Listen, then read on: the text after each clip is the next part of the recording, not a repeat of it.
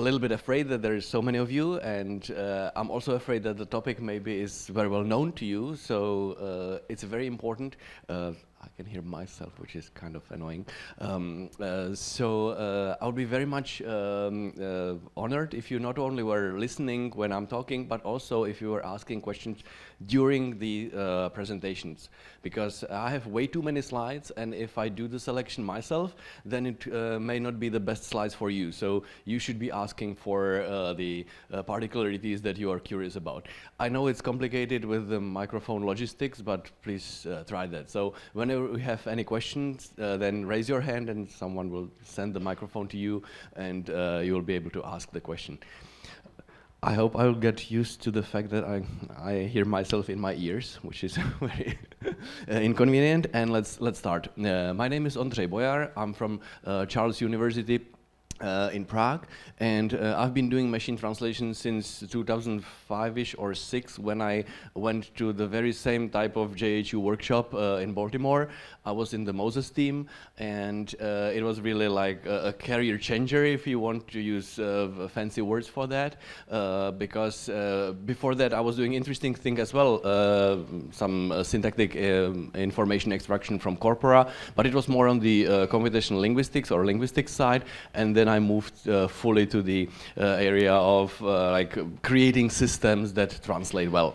And as a little advice for those of you who are staying beyond the just the summer school, staying for the workshop, my experience with the Moses team, but yours will be different and unique and special and life changer for you as well. My experience was that we started with the whole Moses system actually brought to the workshop by Yu Huang. It seemed as if the workshop was finished on the first day. And then we spent 6 frantic weeks coding and fixing the bugs and testing it, and that was the beginning of the success of the Moses phrase-based machine translation system. So if in your workshop you are starting at the position where something seems done, then that's the best situation. So select those topics of the many options that you have where you are actually most advanced, because then you can spend the time on moving forward to making an impact. So that was just, I know that it can work very differently, but this is what helped the Moses team. Okay, so we have 2 lectures, and as said, too many slides. This is a rough outline. Maybe in the middle I'll be at the break, we'll see. So I cannot avoid starting with statistical machine translation. Some examples on data preparation, morphological richness will appear there, and I'll immediately say why SMT, the classical SMT, failed. So what are the reasons for that? Then we'll move on to neural machine translation. You have had deep learning lectures yesterday, so I'll just highlight in pictures what learning representations could mean, and then we need to feed text into this. So this is, I think, something that could be very well known to you. So indeed, do stop me. If you're falling asleep, make it explicit so that I notice, and then change the slides quickly. And probably after the break, we'll go to the transformer model. So how many of you know the transform model? Excellent, that's good, that's good. So those of you who don't know, you'll have to ask your colleagues, because I really just jump over the slides. There's no point in me repeating that. So I'll mention some of the, like actually one trick that a colleague of mine used, and that was, that reached a very good performance. And then some unexpected lack of generalization in the model, and very important caveats on interpreting the results that you're getting in your experiments. And because I'll be skipping the transformer part, we'll have time to discuss machine translation evaluation, and then concluding remarks where I will possibly relate the current state of the art to like the expectation of the public and the general hype, which is well over exaggerated. Okay, there are these slides are selected from a semester-long class, so of course I cannot fit 13 or 14 lectures into 2.5 hours. These slides are available on this web. Before Neural MT came, I also recorded some YouTube videos, some short video lectures. They are for illustration of very simple concepts but important for from the area of machine translation before Neural MT. So if you want like 8-10 minute sketches of this, this is the MT Talks. And then there are books by Filipken, 2 of them. I wrote a book in Czech, which I don't expect you to read. And we have written a book with Dominik Macháček and another colleague of mine who is here today. There are 5 copies and 2 more will come tomorrow. So if you're really interested in multilingual machine translation, that's a book which is called The Reality of Multilingual Machine Translation. And we discussed the various caveats and misconceptions in that book. So have a look. If you want to take a copy, please do, but there's 5 and 2 more will come, so 7 in total. Just sign up so that we know who has taken it out of curiosity, not that we would be doing anything with these details. This is just for statistics. Okay, so the goal, translation expressing the same meaning in another language. We restrict the task to the following conditions. We don't have writer ambitions. We just prefer literal translation. We have no attempt at handling cultural differences. It is that's the limitations that we are putting on ourselves. And finally, we are in the area of quality when we can talk to people from translation studies. So previously, there was also a point which said translating individual sentences and not going beyond the context of individual sentences. That has passed. We now mainly translate longer texts, and we do want some coherence between the sentences. But it's only these days that the opinions of translatologists have some interpretation or effect on what we are doing, and that's a fairly recent achievement. The expected out of quality, you are of course using machine translation every day, so it's worth reading every time. It's important to realize that if the machine translation is supposed to be posted by humans, maybe you are after different qualities than the understandability, because you should be minimizing whatever the keystrokes or mouse moves that the post editor should do. And I claim that we're still not at the level where the empty output would be worth publishing without any edits. There are still very often situations where the translation breaks. Approaches to machine translation, there is no way I could skip the Vauquois triangle, the triangle by Professor Vauquois from Grenoble. You're going from the source language to the target language. The more you analyze the source, the easier should be the production in the target language. No one really believes in interlingua anymore because every language is bringing their own concepts and distinctions, and if you were to put all the languages together, then you would have too many distinctions, so to say. So that's my argument against interlingua. This is what has been done in the past. There were competitions between like direct translation and translation with some transfer, and it was best to combine the approaches. With Neural MT, you do the direct transfer, but the deep layers are actually learning something in between. So the Neural MT is following essentially the same like cascade, but internally, and the representations are latent. We have to use various techniques to understand what is happening in there, but it is essentially the same thing. Yeah, statistical approach. Statistical means information theoretic. You specify probabilistic model, training criterion and procedure. So you now want to learn free parameters from the data. And the linguists were helpful when designing the models. So what are the basic units? That was the inspiration coming from the linguists. These days, linguists are good for like poking the model and finding errors. That's my summary. Yeah. We are searching for the most probable sentence in the conditional probability of target sentence given the source. Who knows this formula very well? Oh, okay. That's interesting. So this is one of this is the basic formula of machine translation. So it is important to think that this is what we are after. We should be defining some probability of the target sentence given the source sentence, and searching for the most probable one. Here is the simple approach. I call it brute force machine translation. We will be translating, we will have a simple system which can only copy the sentences from some translation memory. So we have this parallel corpus.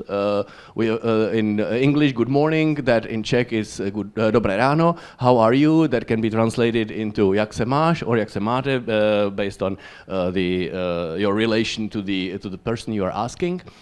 So can we define the conditional probability like this? Target given source will be 1 if we know this sentence pair, and target given source will be 0 if we do not know this particular sentence in our corpus. Is this a good definition of the conditional probability? Do you see any problems with that?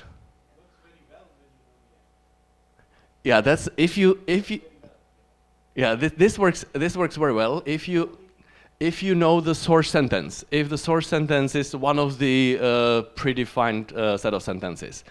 But in practice, would that work? Yeah. So there is one simple problem, and the simple problem is that this actually would not work as a probability. We have 2 translations in the target language for the given source, so it would add up to more than 1. So you need to do one small thing. You need to normalize. So that you just will use fraction counts instead of 1 as the maximum likelihood estimates. That's a simple problem to solve. But the main problem is the lack of smoothness. That was the term used back then. It's the same thing as generalization. So this model can translate only the sentences it has seen in the training, and it will overestimate the probability for those sentences that it has seen, and it will heavily underestimate all other sentences because it will have no clue, no output, and the probability of any possible output would be 0. So this is the smoothness refers to the fact that there are too few values of the probability function. Essentially, you have too many, like too few steps. You have to jumping outputs. Yeah. So what do we do? The old school noisy channel model. Who knows that? You should know because that's from ASR. It's yeah. So there is the conditional probability, and when people see conditional probability, they don't know what to do with that. So they apply the Bayes formula. That's what everybody does. So the Bayes formula has swapped the order. We are within the argmax, so we are dropping the denominator, and we have complicated this original probability. We're not searching for the most probable sentence given the conditional probability target given source, but we are searching for the most probable sentence given the product of 2 probability tables, so to say. One of them is essentially the same thing, it's just reverse, so it's the source given the target sentence, that's the translation model, and the other one is the language model, which is the probability of the target sentence alone on its own. So who knows language models, n-gram-based language models? Finally, yes, okay, that's good. So we have introduced some smoothing thanks to the matrix, thanks to the Bayes law, because the Bayes law has now brought in 2 tables. The set of possible outcomes for the probability will not be defined by 1 table, but by multiplication of 2 tables. So this simple like Cartesian product is what increases the number of output values. This is how you achieve smoothing. In pictures, you need parallel text and monolingual text, and you then create the translation model, the language model, and you search for the most likely sentence. Phrase-based machine translation. This is what has dominated the world for 10 years, probably. You start with the parallel corpus, where you have words. You not only align the parallel corpus at the level of sentences, but at the level of individual words. And you extract phrases which are so-called consistent with the word alignment. And then you use such segmentation of input string and such phrase replacements from this dictionary that the output is a coherent sequence. And this is where the n-gram language models work. the key element of this model is the phrase translation probability. So on the previous slide, we saw just the list of phrases, but we don't want only that list of phrases. We also want some probabilities next to them, and these probabilities are estimated just from the co-occurrence counts, how often these phrases appeared together as translations based on the word alignment. So the smoothing is again improved thanks to the decomposition into smaller units. So again, we are not calculating the final probability, like taking its outcome from a short table, but we are considering all the units, and every unit contributes a little to the outcome. So the number of possible output values you have for the probability rises very, very quickly. Yeah. Picture. Yep. Yeah, so I don't know that people are used to thinking of alignments this way. Would you just take 1 minute explaining what this picture is? Yeah, of course. Yeah. This picture illustrates two sentences. They are from a parallel corpus. On the y-axis you see bottom-up English sentence. This time around they are moving even faster. On the x-axis you see the corresponding translation in one particular language, Czech in my case. Nyní zareagovali dokonce ještě rychleji. And these word alignments, the dots there, are created actually automatically. I'm not going to discuss these algorithms, but they are covered. Well, I'll mention a reference to that. They indicate which words in that particular sentence pair correspond to which words, so that some of the meaning is represented, some of the meaning of the word in the one language is represented by the meaning of the word in the other language. So what we see here is that, for example, this even, if you want to translate even into Czech, you should use two words, dokonce, ještě, because there are these two dots. And that is reflected in the extracted dictionary. So you automatically extract this dictionary of phrase translations. Yeah, so I hope that this is sufficient. So now, how to get to this? Parallel data are a very important prerequisite, and whatever language is your mother tongue or you are to support, work on your data. That has always made the biggest improvement in the quality, just if you throw in more data. So we have done that job for Czech from 2006. I forgot when we released the version 2, but we are now at like half a gigaword or 3/4 of a gigaword in Czech and English. And if we include synthetic text, so text that was originally available only in one of the languages and we machine translated it to the other one, we are at like 2 gigawords of parallel data. Half of that is synthetic, or a little bit more than half, but this is absolutely essential.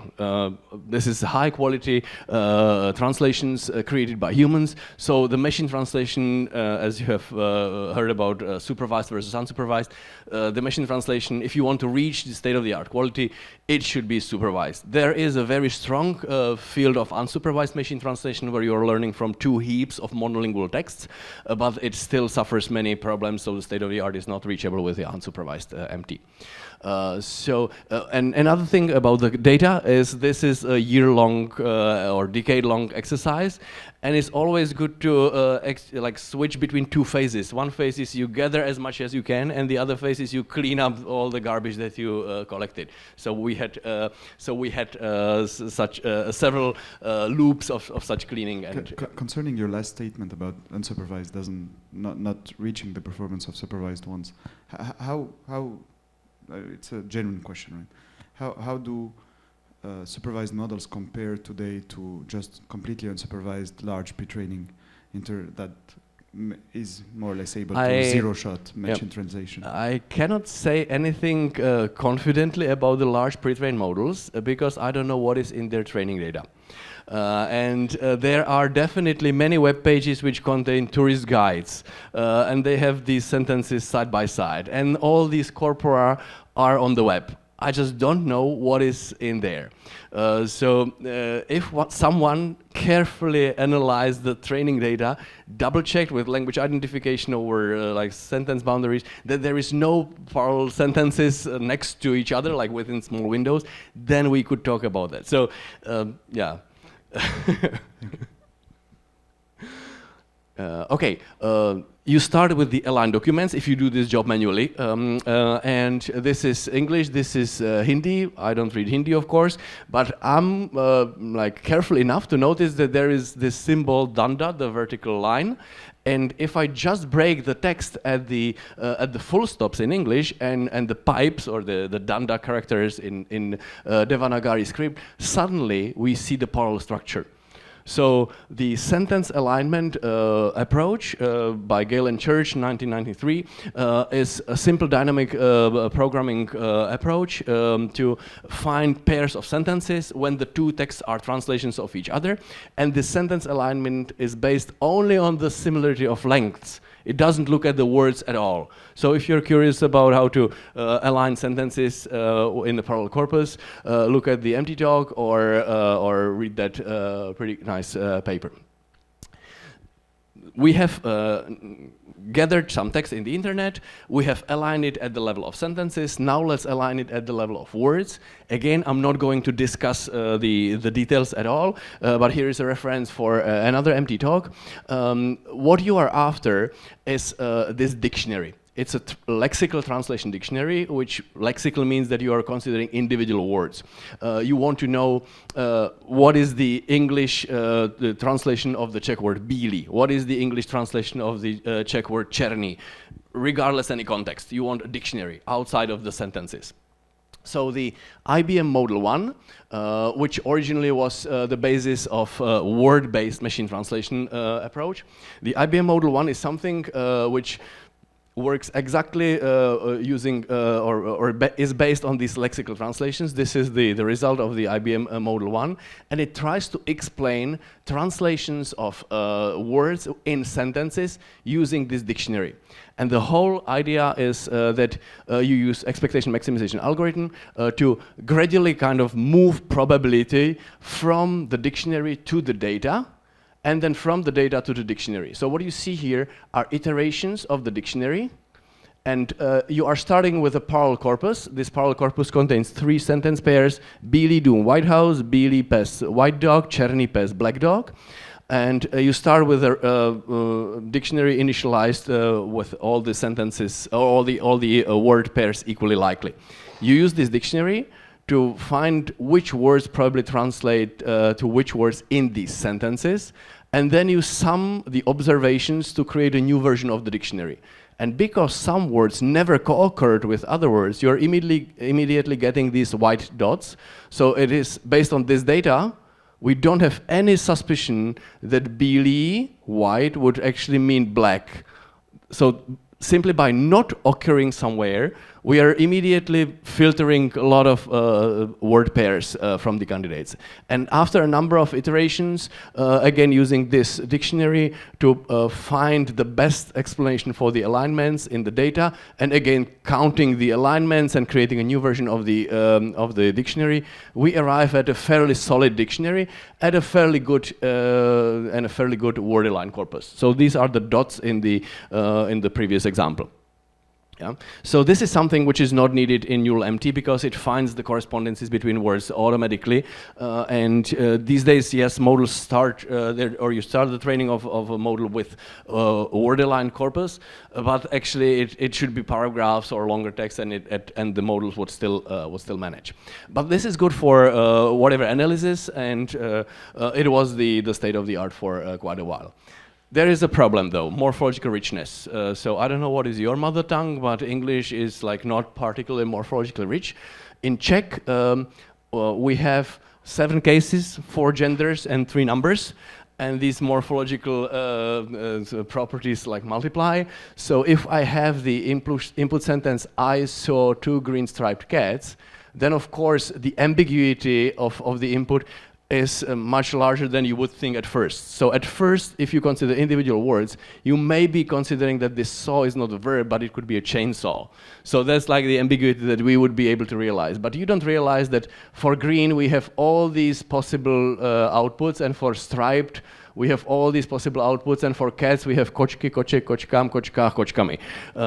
if we use a dictionary and the dictionary contains fully inflected word forms, the dictionary will be much longer. Actually, the vocabulary size for Czech and compared to English is double the size for a given parallel text. So we're talking about the same things, but we need twice as many different word forms to satisfy our grammatical constraints.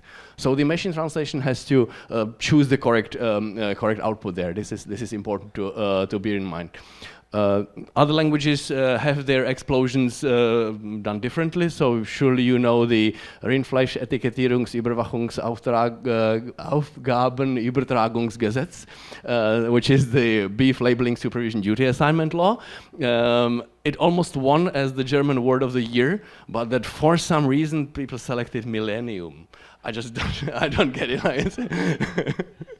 Yeah, and agglutination in many languages is able to put a whole sentence. I wonder if I should sit down for a while into a single word using affixes. So these are the productive phenomena. Productive means that people can come up with that. The compounding in German is actually something that a student of mine has just analyzed, and the current models, even if they reach translation quality of humans, actually produce about like 1/8 less compounds than humans do. So there is still some insufficiency or some deficiency in the models that we have today. In the data, you will run into this problem by not seeing the word forms that you need. So if your model is limited by the word forms seen in the parallel data, it will not be able to translate, even if it knows the word, it will not be able to express it in the correct case, for example, in Czech, because it hasn't seen it. So the particular example I have here is the translation for kneecaps, and in plural. Of course, everybody or most people have 2 kneecaps, so you typically talk about the plural of that. It's from a parallel corpus, and if your parallel corpus is small, if it's just 50,000 sentences, then the model will already know it, but it will have seen češky, that's the word. It will see češky only in the nominative case, and not in the 6 other cases we need. If you take 5 million sentences, sentence pairs, English and Czech, the češky, kneecaps, will appear in 6 out of the 7 cases, but you actually need a 50 million parallel corpus to translate the sentence, "What's wrong with my kneecaps?"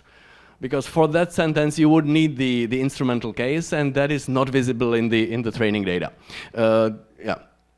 So if you handle words as atomic units, you really will suffer in most languages in various ways, except for languages which are like putting a space between all these units. So in 2011, we came up with an idea how to because we have the language model and the translation model, how to benefit from the monolingual data more. So the idea of the phrase-based MT was that you have the translation model, which kind of proposes how to translate a sentence, and then the language model, which checks, is it okay? And in the monolingual data, we can easily find češky in all the cases, the kneecaps, in all the cases that you need, because it's much larger corpus. But if you do not have the correct word form of kneecaps in your parallel corpus, you would never be able to produce it. So the language model cannot show its ability to prefer the correct form. If the translation model doesn't offer the word, the language model will not pick it up. So how do we make use of that particular very rare word form, which is available in our monolingual target side data, so that the translation can also benefit from that? So in 2011, we got the idea, we will translate back, that's it. So you have a small parallel corpus, and now we're talking about a simple word, not kneecaps, but cats. And in the source English sentences, you see a cat chased, kočka honila, I saw a cat, viděl jsem kočku. So based on this parallel corpus, you are able to translate cat into 2 cases as the Czech context needs, but there are other cases, četl jsem o kočce. And this other sentence, četl jsem o kočce, that appears only in your Czech monolingual data, so you can never produce the kočce form without this trick. So what is the trick? The trick is that you will translate back. You will train your system on the small data that you have so far, and you will translate back. If we do it directly, and if we treat words as atomic units, kočce will be an unknown word. It will not translate in any way. So you have to be clever about it. And the idea is that you use your morphological analyzer. You lemmatize. So all these kočka, kočku, kočce are the variants of the word kočka in the lemmatized form. And in the lemmatized form, you can translate. So in the lemmatized form, you will find out that this kočce is actually a cat. In English, there is not the case distinction, so you actually produce a correct English sentence. I read about a cat. So you have a synthetic sentence pair, and this synthetic sentence pair is important because it illustrates that the word cat can be also translated as kočce, and in the particular given context, this special case, kočce should be used. So this approach allows you to learn a new phrase in the context as it is needed for the production. So that's the reverse self-training. And as I mentioned, the back-off to lemmas, the ignoring the check case when translating to English, that was very important, and that was the distinction from the previous ideas like that. For other languages, you would need different back-off techniques. For the compounds, you would need to split them into parts and translate by parts, and it would work similarly. And back translation, 5 years later, was actually one of the two game changers that allowed neural MT to take off and start working. So this idea of back translation is not new, and this is just an illustration how it helps. So if you have a small power corpus and you are adding millions of sentences in the target monolingual data, and you're adding them only to your language model, you get some improvements. And if you're doing this reverse self-training trick, you're learning twice as, or you're improving the translation quality twice as fast, because you can actually make use of the word forms available only in the monolingual data. The catch is that this gain is visible or reached only when you are early, when your parallel data is very small. As soon as your parallel data grows larger and larger, you will kind of see the average forms, the forms that are needed for an average test set. But you have not catched the productivity of the phenomenon. So that the generalization capability is still needed for the model. It's just that you don't see that. You don't run into the problem too often. Okay, now the key failure of phrase-based MT. So here is a summary. Summary of phrase-based machine translation. You start with sentences, you align them. So we have a training corpus of 2 sentence pairs. Nemám žádného psa, I have no dog. And viděl kočku, he saw a cat. What is the next step in phrase-based MT? Do you remember? What should we do? This is a aligned corpus at the level of sentences. We align words. So this is automatically aligned words. We see that a cat is the translation of kočku, and he saw is the translation of viděl, and so on. And then you extract phrases. So you find minimum units, or units smaller and bigger, that cover these phrases and are consistent with the word alignment. And then you get some input. The input is nemám kočku, which means I don't have a cat. And the phrase-based translation uses these puzzle pieces that you see in color on the slide to cover this input and produce the translation of that sentence. So nemám, that is easy, we know that, I have. And kočku, a cat, I have a cat. So the system has produced a translation, I have a cat, for the sentence which means I don't have a cat. That's the critical problem there. And this is really how it worked. This is a short sentence. It is the translation model has offered these phrase translations, and the language model was validating the output of that sentence. And the language model, by the way, prefer shorter sentences because they are more frequent in the data. And of course, I have a cat is shorter than I don't have a cat. So the positive sentences are more likely. So the language model is really prone to prefer sentences without negation. And the phrase-based model is allowing to drop the negation. So can someone pinpoint the problem? What is the problem? Why we have this failure? Yes, and where exactly? Yeah, exactly. So the trick is that in Czech we have double negation. So when we say nemám, this ne is actually, double negation means that we can happily say nemám žádného, and we have negated verb and some negative pronoun. And these two negations do not cancel out, but they all make up just the single negation in English. And if the alignment links this no only to one of these negated elements or one of these words which bear negation in Czech, and not to the other one, so the link between nemám and no is kind of missing, this no is captured not only in this žádného, but this no is also captured in this nemám. If this alignment link is missing here, then we are allowed to extract the orange phrase pair, and this orange phrase pair is the one which is dropping the negation, which is causing the trouble. So it was a deficiency in the alignment. On the other hand, I tried that, if you make sure that you don't have such like lost or missing alignments.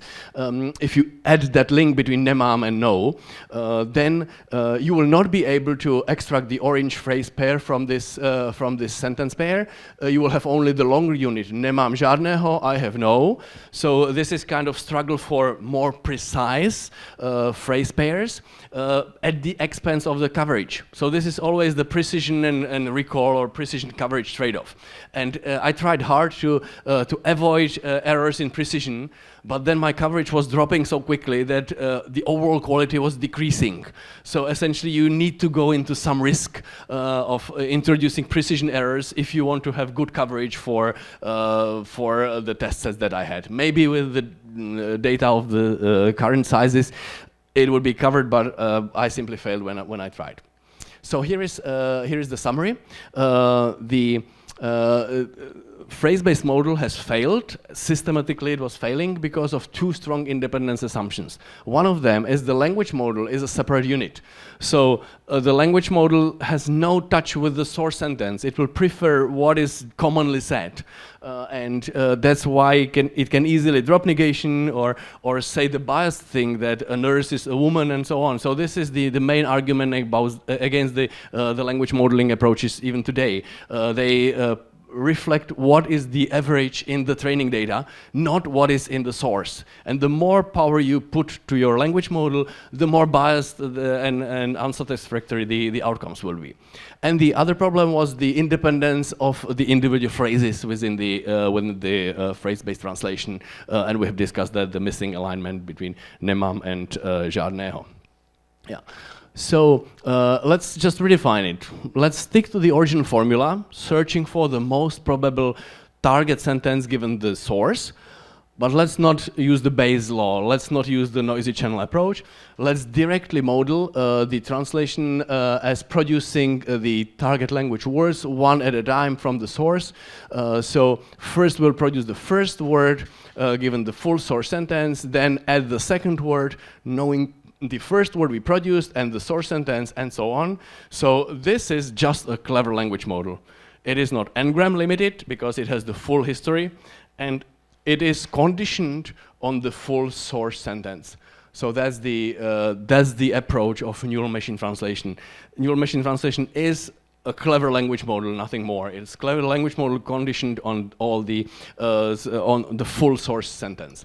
What technical device can learn this crazy probability? That's neural networks. So I can skip the slides. You surely know that a neural network can approximate any function, and you have surely played with the playground TensorFlow.org. Is this known to everybody? Yes, that's good. So it is, a program is just a computation. If you have perfect features, you do not need any hidden layers. If you have the normal features and you don't have a sufficient number of deep layers, you will not be able to distinguish what is in the middle, what is on the surroundings. If you have too complex network, an overparameterized one and too few training data points, you will not be able to learn that as well. Yeah, layers, learning more layers. This is 4 layers, disentangling to spirals. This is the representation learning. So envision where it fired first. the model learned what are important features. In machine translation, what would be the important features from the source sentences that the model should be learning, the new dimensions? The standard dimensions are kind of the words. The new dimensions would be the politeness of the sentence, the sentiment, the past, how far it was, the confidence of the speaker about the facts that he is saying, then the number of prime ministers mentioned in the sentence, and all these things. So the dimensions are something which is important for the choice of the final sentence. So you know word embeddings, right? So why do we need word embeddings? 2 reasons. Say it again? To represent the words, yes, but why do we need to, why is one-hot representation bad? Yeah. Yes, yes. So the closeness is the most important fact. The first important fact is that the vocabulary is too large. You don't want to work with a vector of 2 million elements, where only one of these elements is 1 and all the others are 0. So it is impractical to have these long vectors. But the more important problem is the similarity, because words are either identical or incomparable, and that's not what you want. You want some similarity. Yeah, so word embeddings for similarity. Then we need to talk again about the richness of the vocabulary size. In SMT, we were able to handle 1 million word forms, so nejneopospodařovávatelnějšími or Donau Dampfschifffahrgesellschaftskapitän. But in NMT, you only have 30 to 80,000 entries in a vocabulary, so that's why you need some subword units. Who knows BPE? Okay, yeah, so those of you who do not know it, you should just look at the paper. It's very simple. You say how large your dictionary should be, and it, based on the data, finds that the units that you should ideally use so that you would be covering the data best. So then the word newest gets broken into separate units, and these units are common across a large number of words, so that's why these units were chosen. Byte pair encoding, Rico Senrich 2016. This is the second game changer for neural MT. I said the back translation and this one. Thanks to these two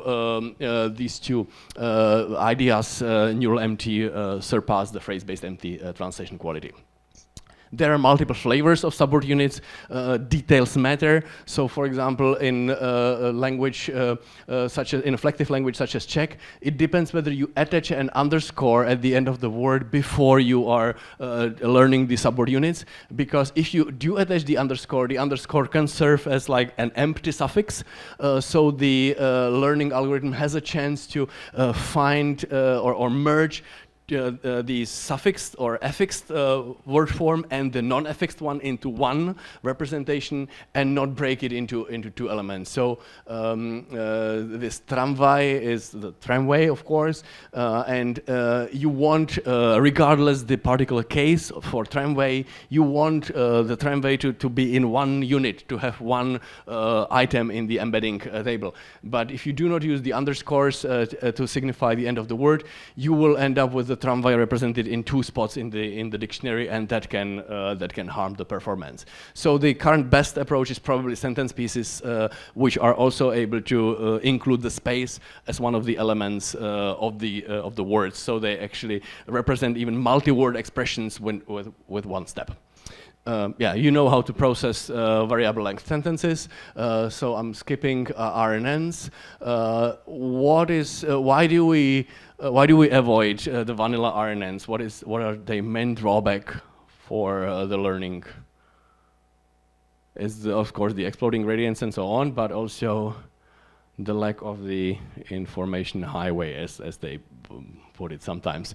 So the fact that at every time step the representation from the previous time step stays in the same representation world, and that the nonlinearity is only used as an option, as a secondary path, and the main path is to represent all the steps throughout processing the sentence in one space.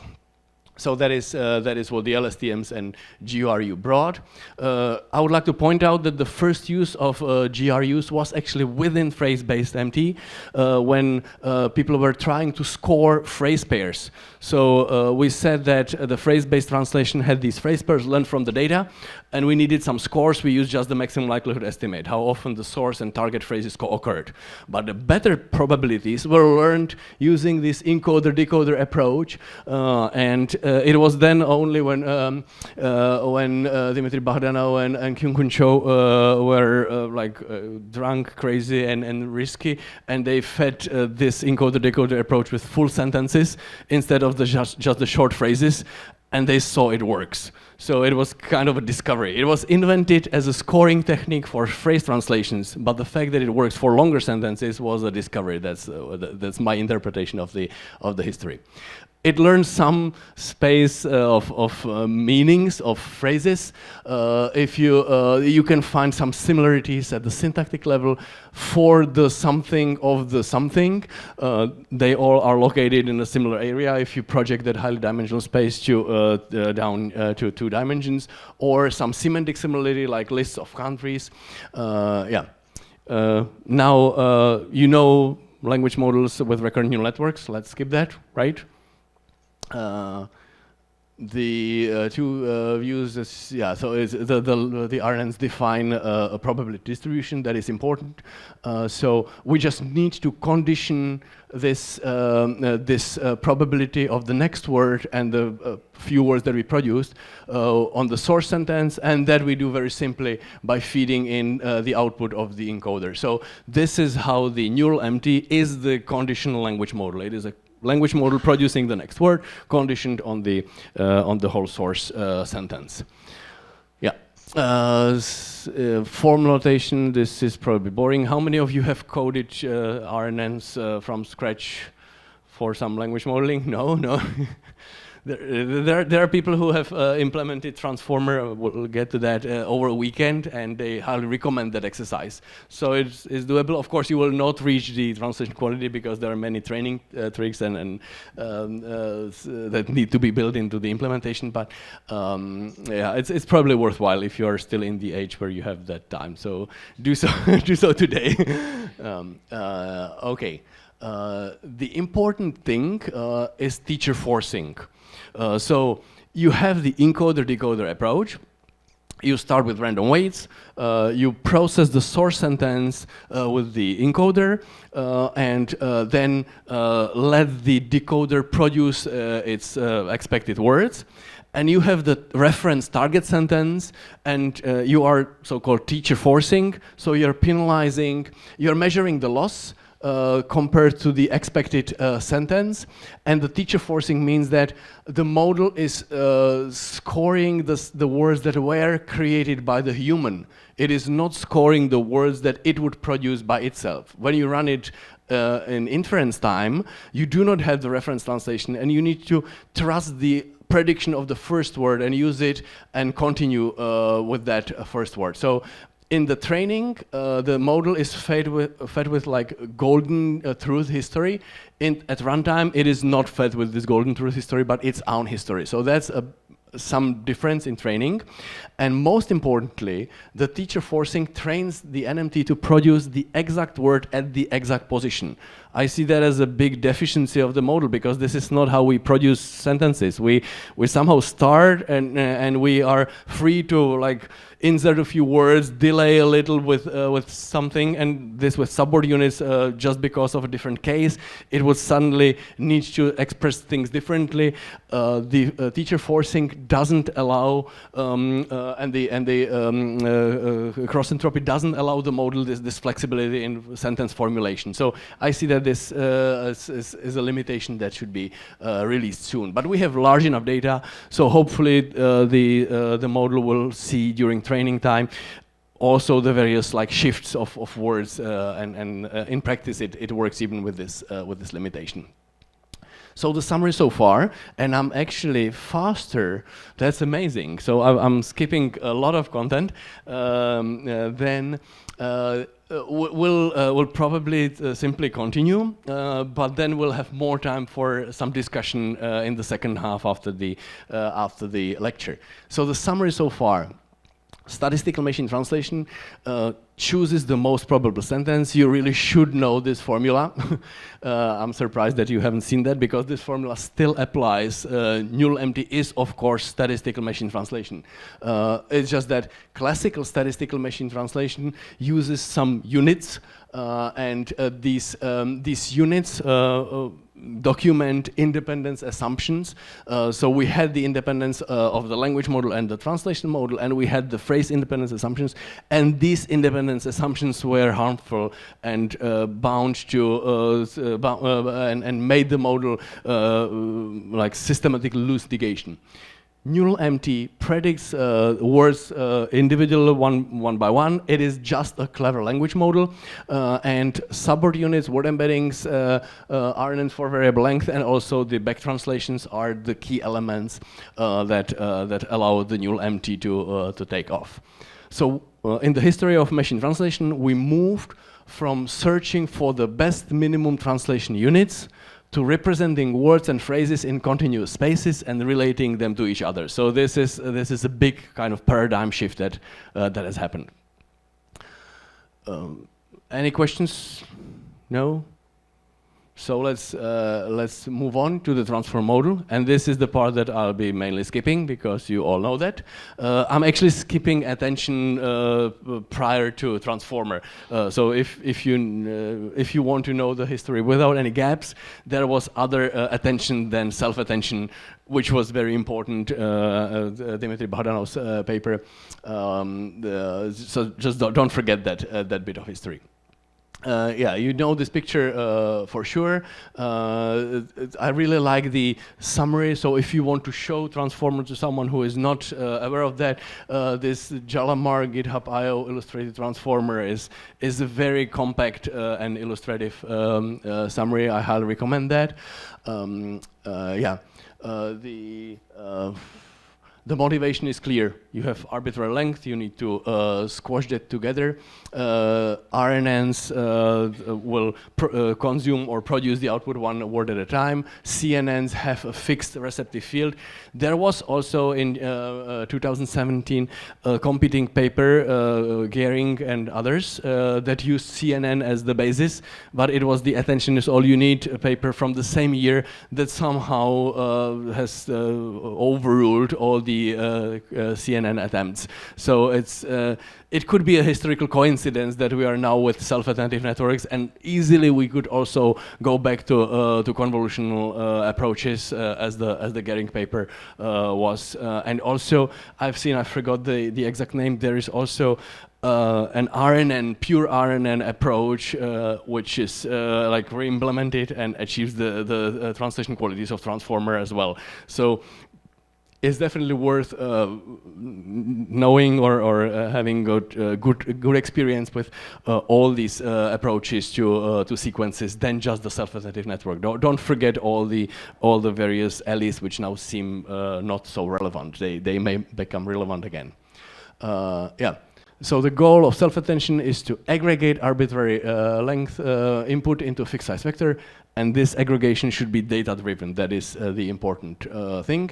So, since you know it, who can best explain what are keys, queries, and values? How would you best explain this to someone? What is the purpose of key queries and values in the self-attention approach? So anybody can pick up the microphone.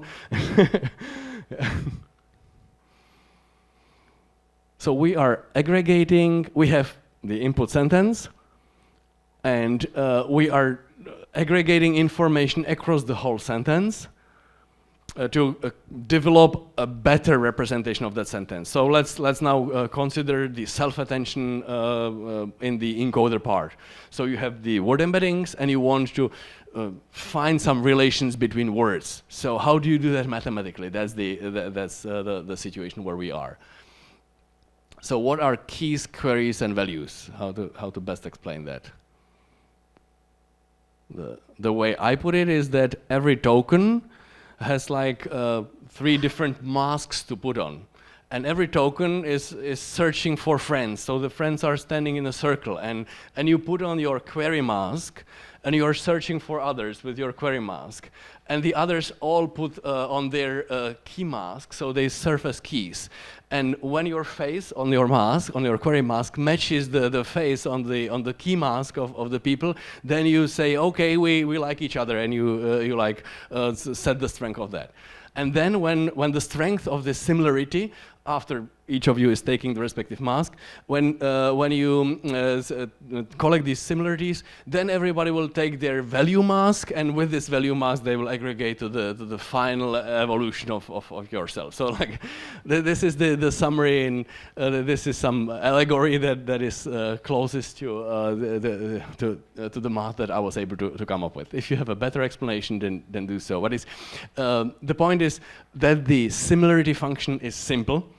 It is just the dot product because you want it to be fast, and you need to have the flexibility. The flexibility is through the changing of the face masks.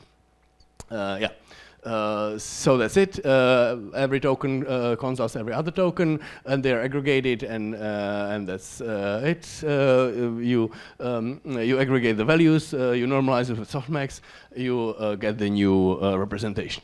There are 6 layers of the encoder, 6 layers of the decoder. That's it. There is this feed-forward network. Does anybody know how important is that? Because I had a student, but he didn't finish his assignment, so I don't have the results. I wanted to run some ablation studies on transformer. So what are the critical elements of transformer? Which of these elements can we drop and still maintain the performance?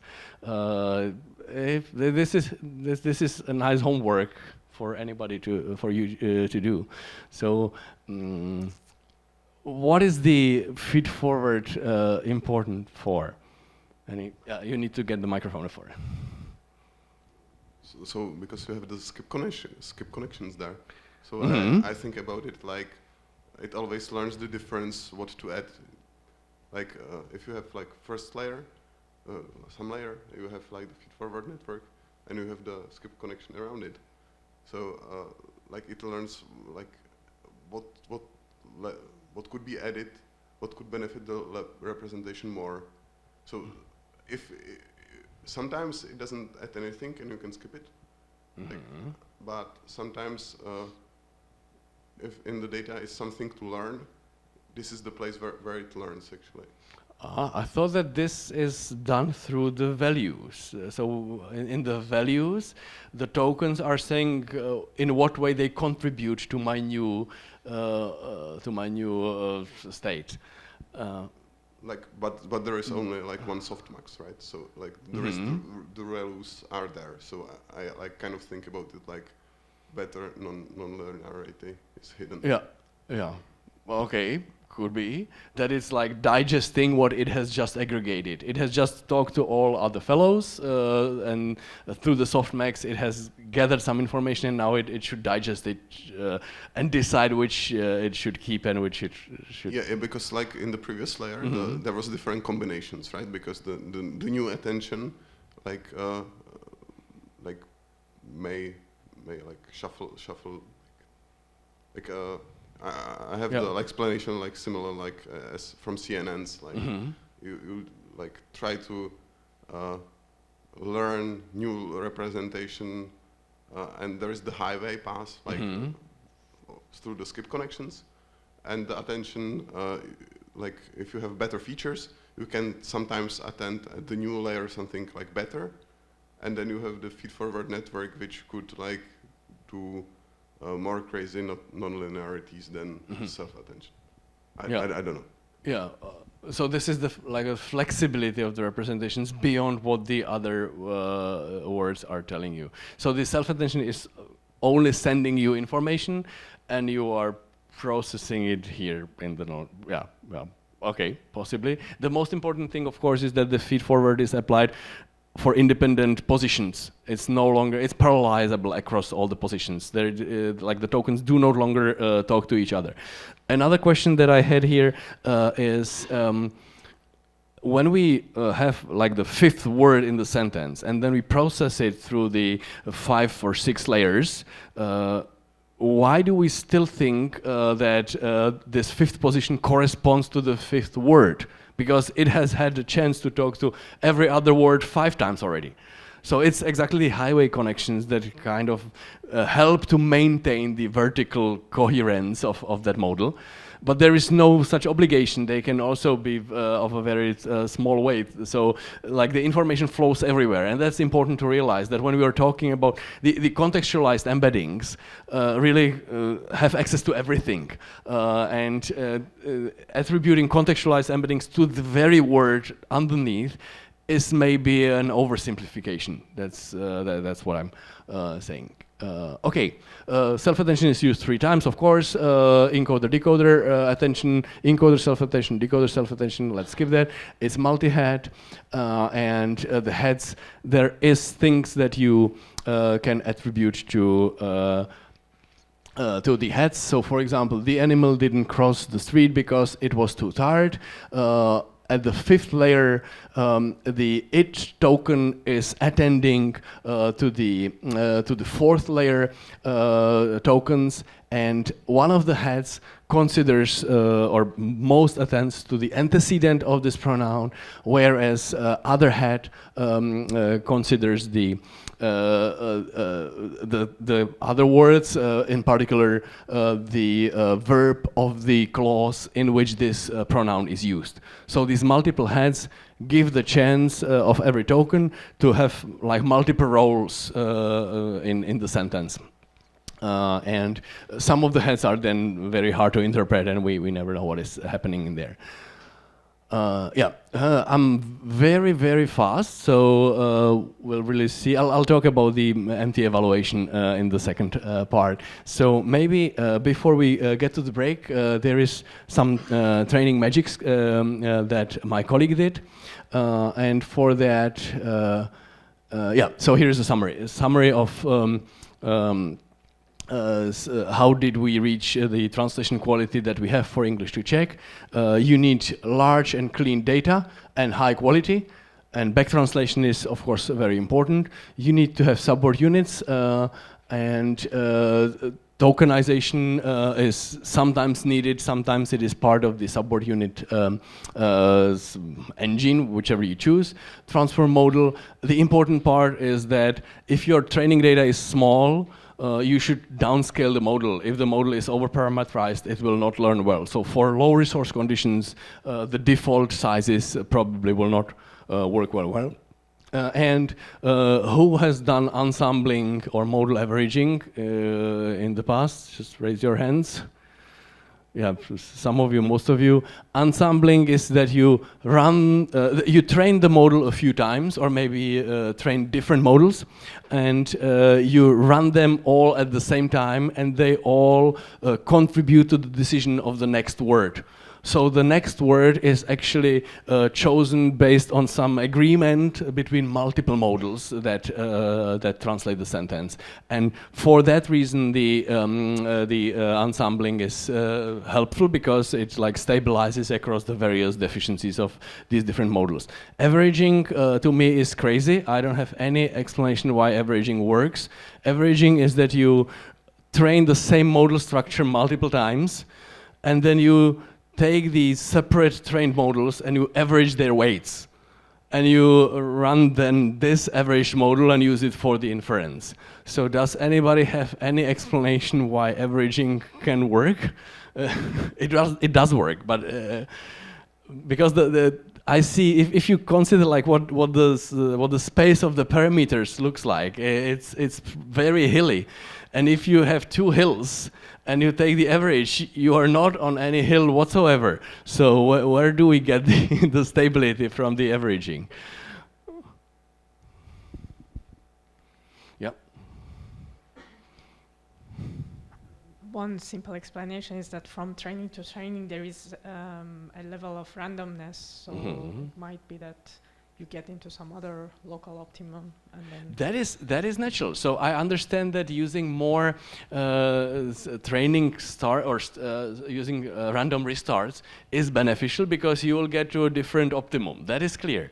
But the averaging is the technique that you take the coordinates of the of the first optimum and the coordinates of the other optimum, and you put yourself in the middle. So that to me is no guarantee that would be also a useful point, but it works. So yeah, so that's I think that it works because of some other properties that we have not considered in the training. So, for example, when we go back to the phrase-based MT, something which was not really appreciated by the people was the immense robustness of the phrase table. So I was not talking about the details, but when you were extracting the phrases, you were extracting short phrases and long phrases, right? And you were extracting phrases of all length at the same time. Then when an input sentence came, the model was free to cover it with many different variations of the phrase. And this allowed, for example, to filter the phrase tables a lot to 1/10 of its size without degrading the performance, because there were many different ways in which the same sentence could be still covered. If you wanted to avoid errors by removing bad entries from the phrase table, you really had to remove many entries because there are many copies of that. So I think that a similar robustness is probably somewhere in the weights, which makes the average of weights still a useful outcome. So I think that we should, if you could send them.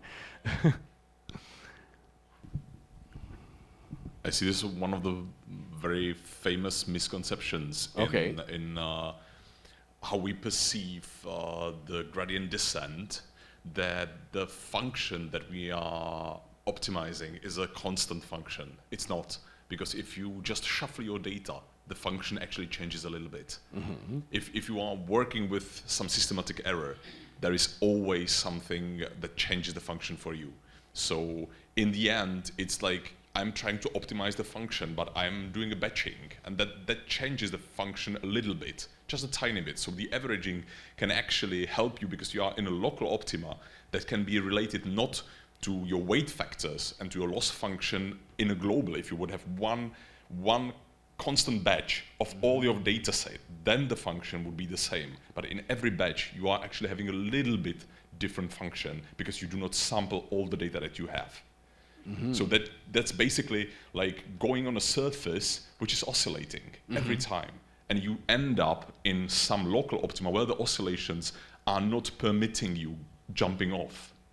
That's actually why adding noise in the training can help you, because you are oscillating the local optima you are in, and you maybe kicked off it and go into better local optima. Then the averaging could actually mean that you are somewhere where your systematic error that you added into there is not permitting going out, but averaging is averaging it out. Okay, yeah, I like that explanation. So I've learned something. I really had I was following the pictures of gradient descent too literally. I was assuming that it is climbing a hill, but it's not like that. It is it is, the whole thing is oscillating, and I'm seeing a little bit of a hole somewhere, so I move to that hole and I'm oscillating there at that level again. So the averaging is something which allows me to add up the oscillations from here and from here to find the better outcome. Yeah. Okay. Thanks. There was another comment or question on that side. Yeah, thank you. So maybe another explanation of the averaging could be a simple explanation by voting. Actually, if you have multiple checkpoints, it's kind of multiple models or multiple training positions. And then if you have 5, generally we don't average all the checkpoints. Generally, the last, just the better ones, yeah. Yeah, 5 or 8 or 10. And then maybe if you can see them like voting if some of them propose the same words or the same translation, it could be actually giving more confidence to that translation. So Yeah. Yeah. Could be one simple explanation. Yeah. Yeah, it's except that it's the voting is kind of not mathematically nice in the when you are averaging the weights. It is not exactly as averaging the like. Does it play well with the nonlinearities? That's my concern. If it was all linear, that's not possible because it would not be learning anything. The nonlinearity is essential, but then. It would correspond to the idea of voting that we have, that we like average the voices, but here you are averaging something before the actual voting, and that's it's not clear to me how. But I mean, if the same weights, I mean, if you have 5 checkpoints to average, if all of them agree on at some weights, it will be the same value. Yeah. The average, okay? Yeah. And then it will push one of the final model, at least, after the averaging, to the one that will, or to the checkpoints that have the, how to say it, the value that dominate a bit the overall the weights. Yeah. So I understand that the averaging works well if all of them agree on the same representation. That Whereas if they don't agree, the average kind of makes these weights unimportant. It will cancel out in some form. Yeah.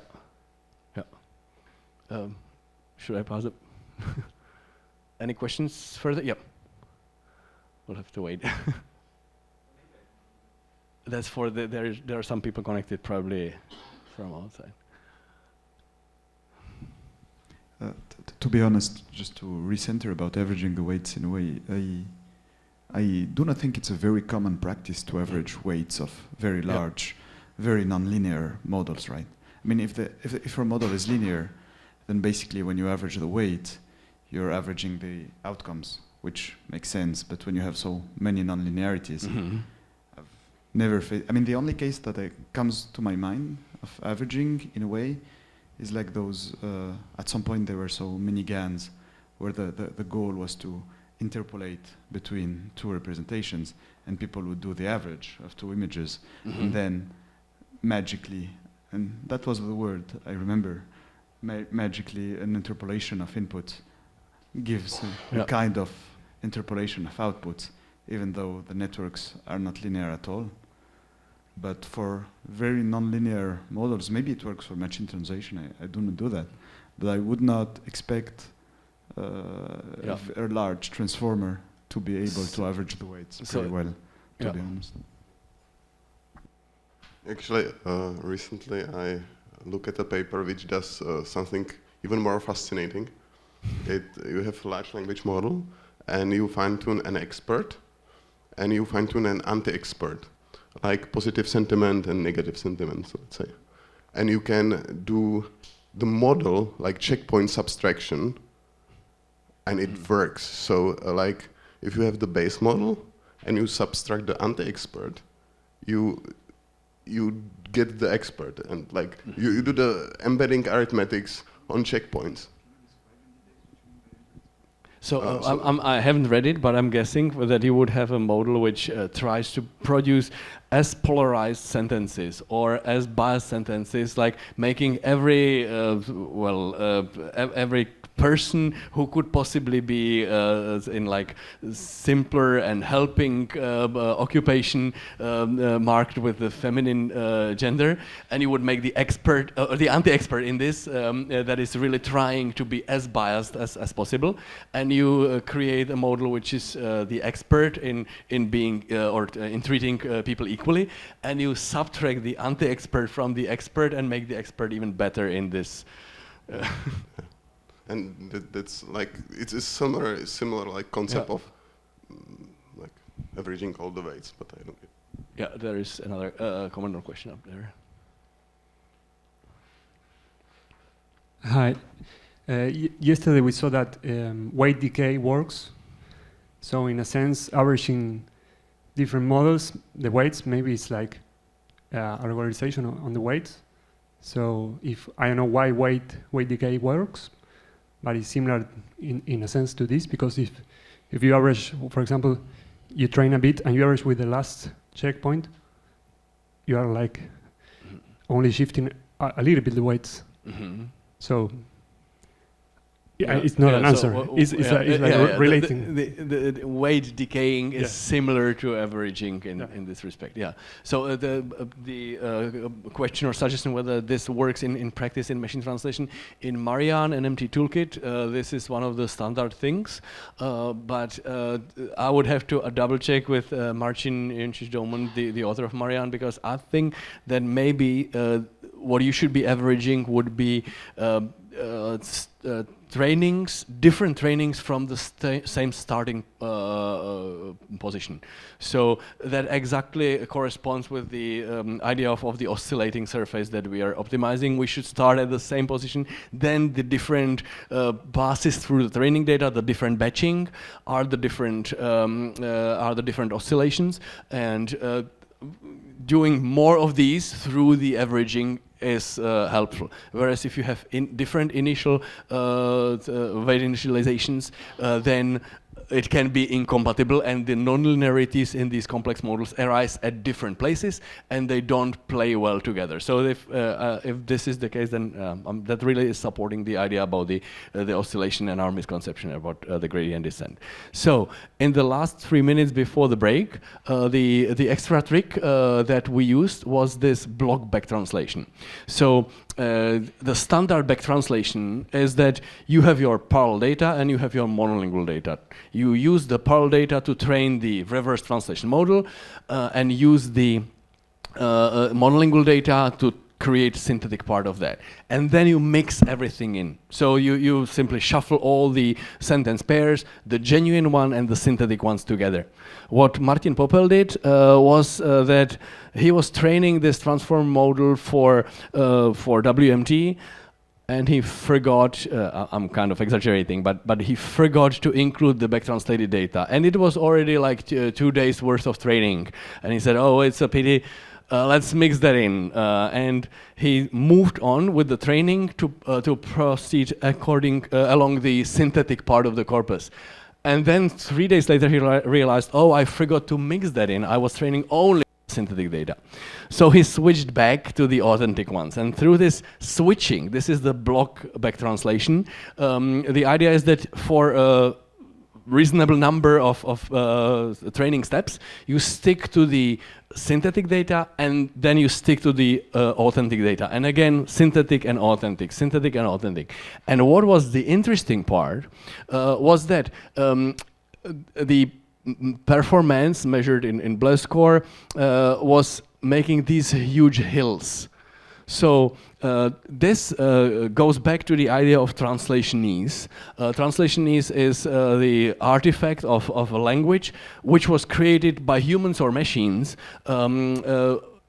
as a consequence of some source language. So if a sentence was originally written in some source language and you only translate it to the other language, it will be slightly different from when you translate, when you create that sentence from scratch. So translation is either can have the derogative part of the meaning, like you're only translating this, it is like bad Czech, bad English because it is translated from something, or it can simply be neutral and just indicate that yes, I can observe that German was the source language here because your Czech is slightly, we have the flexible word order, but you're still slightly off the Czech standards.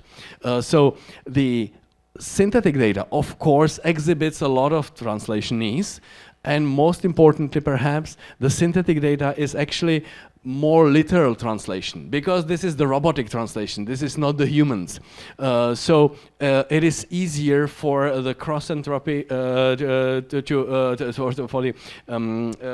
the find loss function to attribute errors, because the predictions are closer, the words appear at the similar positions where the model was producing them. So it's easier to train on the synthetic data kind of than to train on the authentic ones. But the authentic ones typically come, it just depends also. This is English to Czech translation. And most of the English-Czech parallel texts were originally in English, so we are we're really following the same direction. For other language pairs or for the other direction, going from Czech into English, the training data, the authentic part, would not be translationese on the English side because it was it was English text written originally in English. So that also plays a role. But in short, the idea was that you don't mix everything in, but you have these two islands. You train, you optimize your weights on the translationese island or the synthetic island, and you translate or you train your system on the authentic island, and then you move between the islands regularly. And this also helps a lot with like searching for the optimal situation. Plus, what Martin actually did was not just like to take the highest scoring point here. So actually, the block back translation alone is the thin line. The thin line has the thin red line has some oscillations, but you get really big oscillations if you use averaging of 8 checkpoints. And these checkpoints are traversing the area. So the orange colored checkpoints were created when you were training on the synthetic island, and then you moved on and trained on the authentic island, which is the violet points. And as you are moving your average of these 8 checkpoints, you are also trying different ratios in the mix. So this point is a model which from 2 checkpoints comes from the synthetic data, and with 6 points or so comes from the authentic data. And this point is also similar, and this is also similar. So it turns out that the ratio of 6 checkpoints from the authentic data and 2 checkpoints from the synthetic data is exactly the best balance for this particular setting of the training data. So the moving window of the average, this supports the voting idea. It kind of indicates that the model should be voting, and in the vote we should primarily prefer the authentic weights, the weights that work best in the authentic islands, but we should somehow balance that with some small weight with the synthetic weight. So yeah, I'm happy that I think, yeah.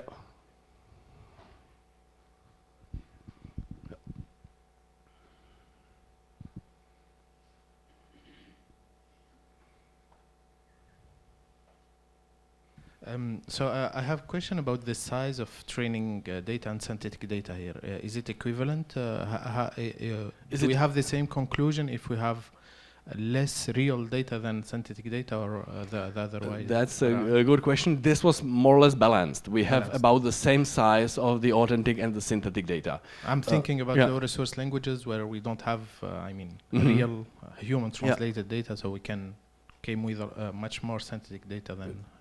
I can refer you to last year's WMT, where another now student of mine, Josef Jon, did also experiments where he included not only the back translated data, but also forward translated data, so using synthetic data where the source is authentic and the target is synthetic. This is only that the target is authentic and the source is synthetic. And so he had... And he kept the balance, so he actually used 2 portions of the authentic data and 1 of the synthetic forward and 1 of the synthetic backward. So 4 parts. So half was synthetic and half was authentic. So he just stick to that, but he didn't do any experiments with the different balancing. So that's an interesting idea. Okay, so that's it. I think that this is the this is the ideal point for a break, and we'll see each other at 11:15, if I'm not something like that, 15-20 minutes. So thanks. See you.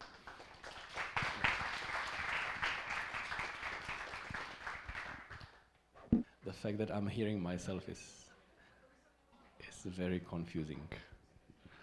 Yeah, we have this. That's perfect. Yeah. Okay, so thanks for coming back even after the break. That's there is a Czech artistic company, and they have famous notes for their plays. And one of the notes was, "Don't make a break or they will run away." So that's I'm happy that you're back here.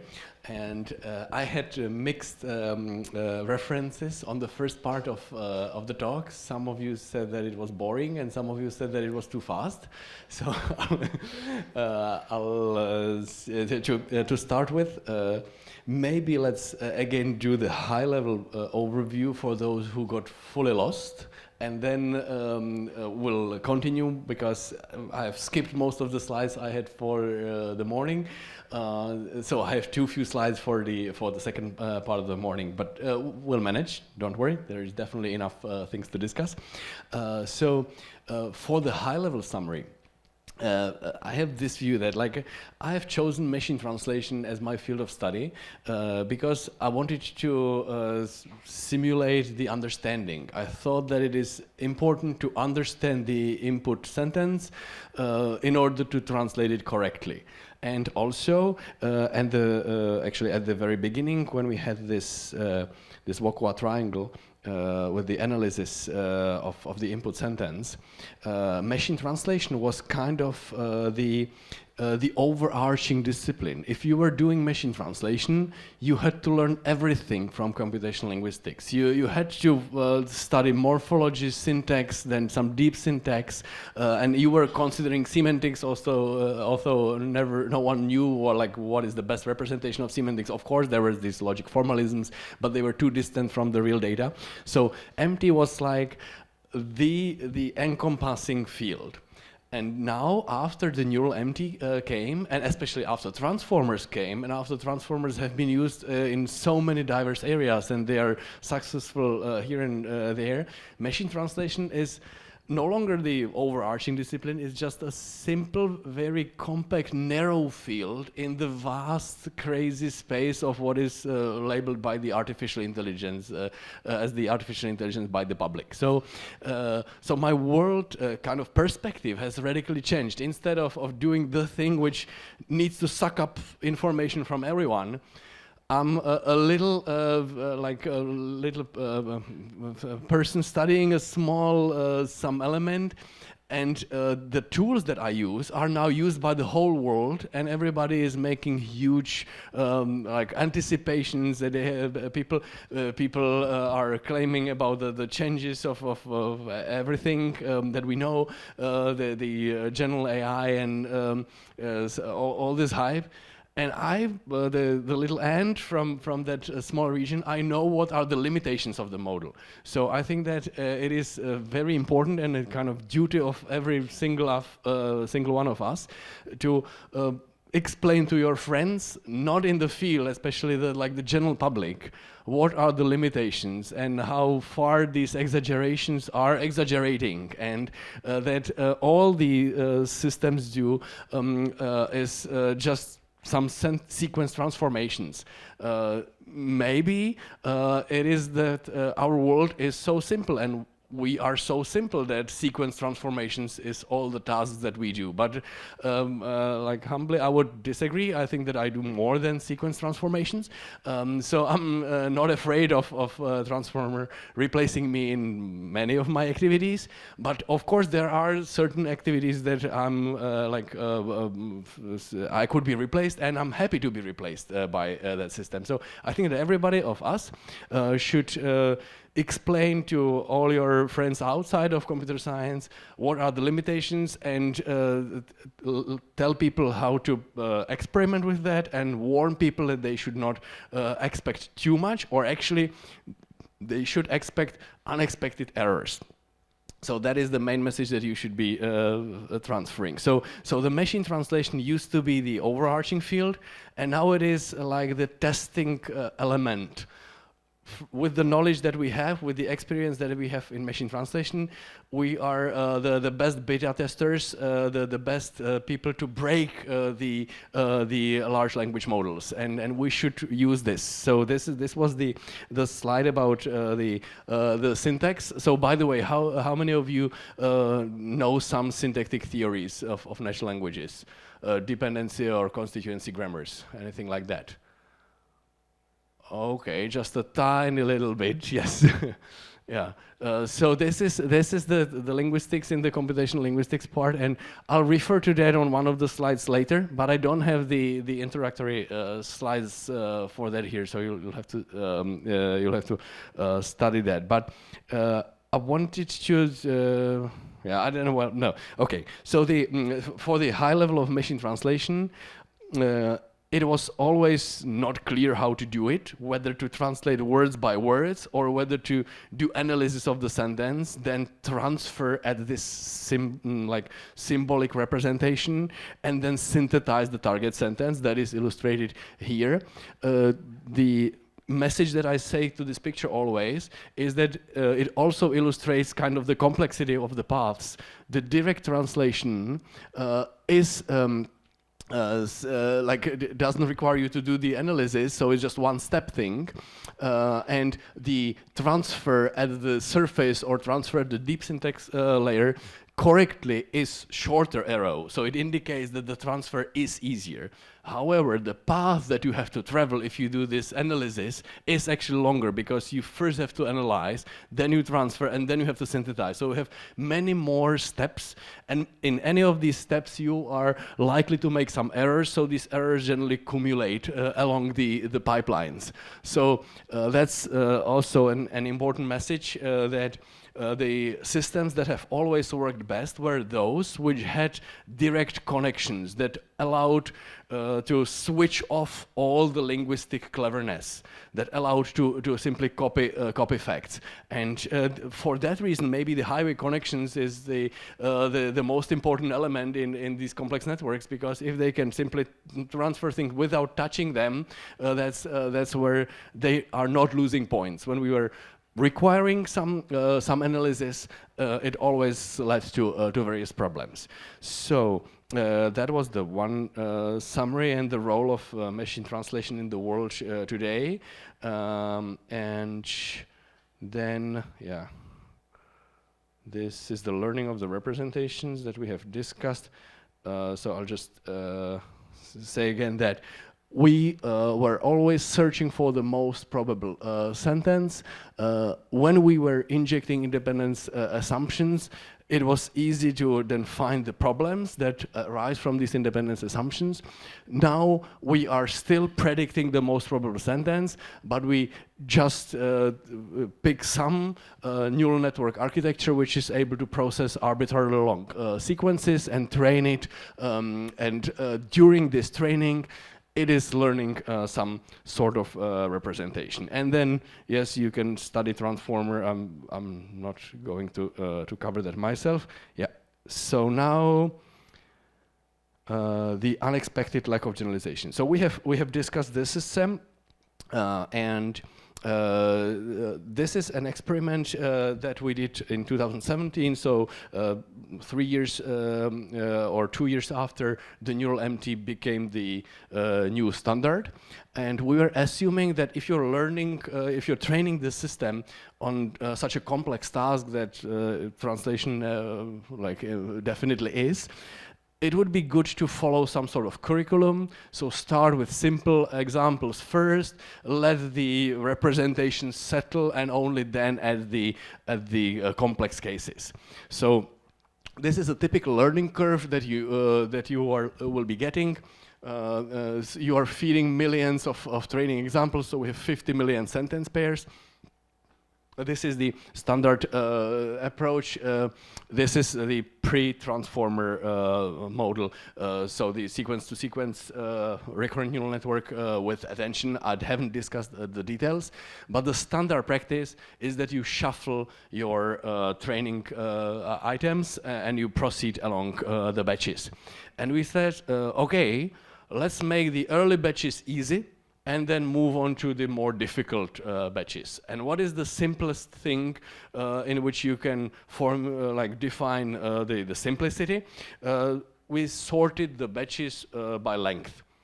So assuming that shorter sentences are simple, which is a rough approximation, if we first train on simple sentences, on short sentences, and then continue to the long ones, it should learn faster, where it doesn't learn at all. So the early batches are so boring that the learning rate, whatever decay you use for the learning rate sinks while you are learning on these boring sentences, on this essentially just classification cases. And then later, when you are finally starting to inject some interesting sentences, the model has no longer the desire to update the weights reasonably, and it never reaches the baseline performance. So this is obviously not a good approximation of the simplest, what are simple sentences. We organize the sentences a bit more clever, in a bit more clever way. We used shuffling, but we only shuffled sentences of up to a certain length limit. So this is when we learned on the sentences up to, I don't know if 10 words. Then we opened the bucket also for the sentences which had 10 or 15 to 20 words, and then 20 to 25, 25 to 30, and so on.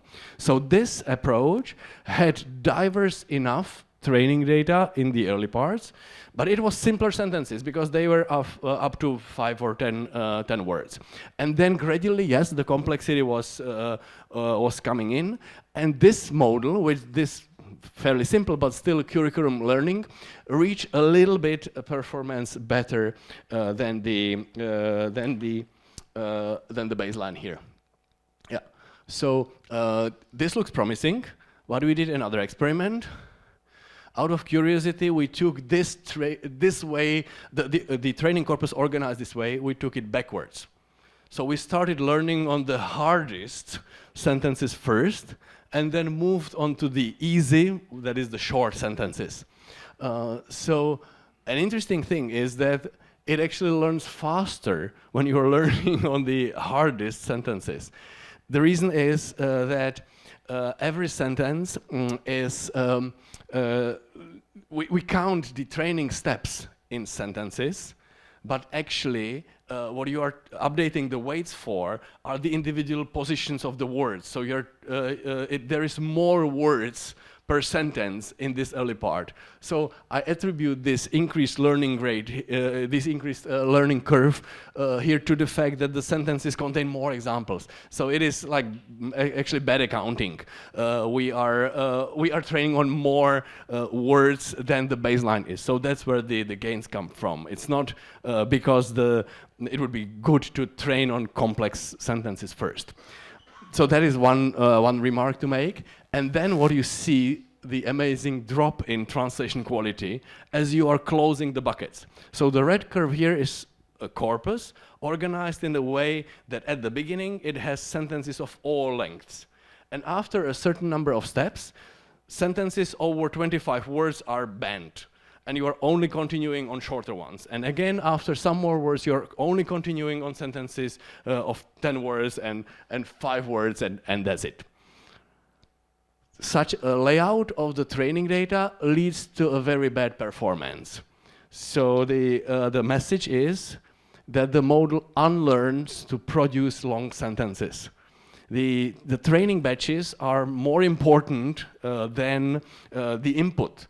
So it is this is an example of catastrophic forgetting. The model is very eager, even in its late stages. It is very eager to learn the distribution of properties in the recent training batches.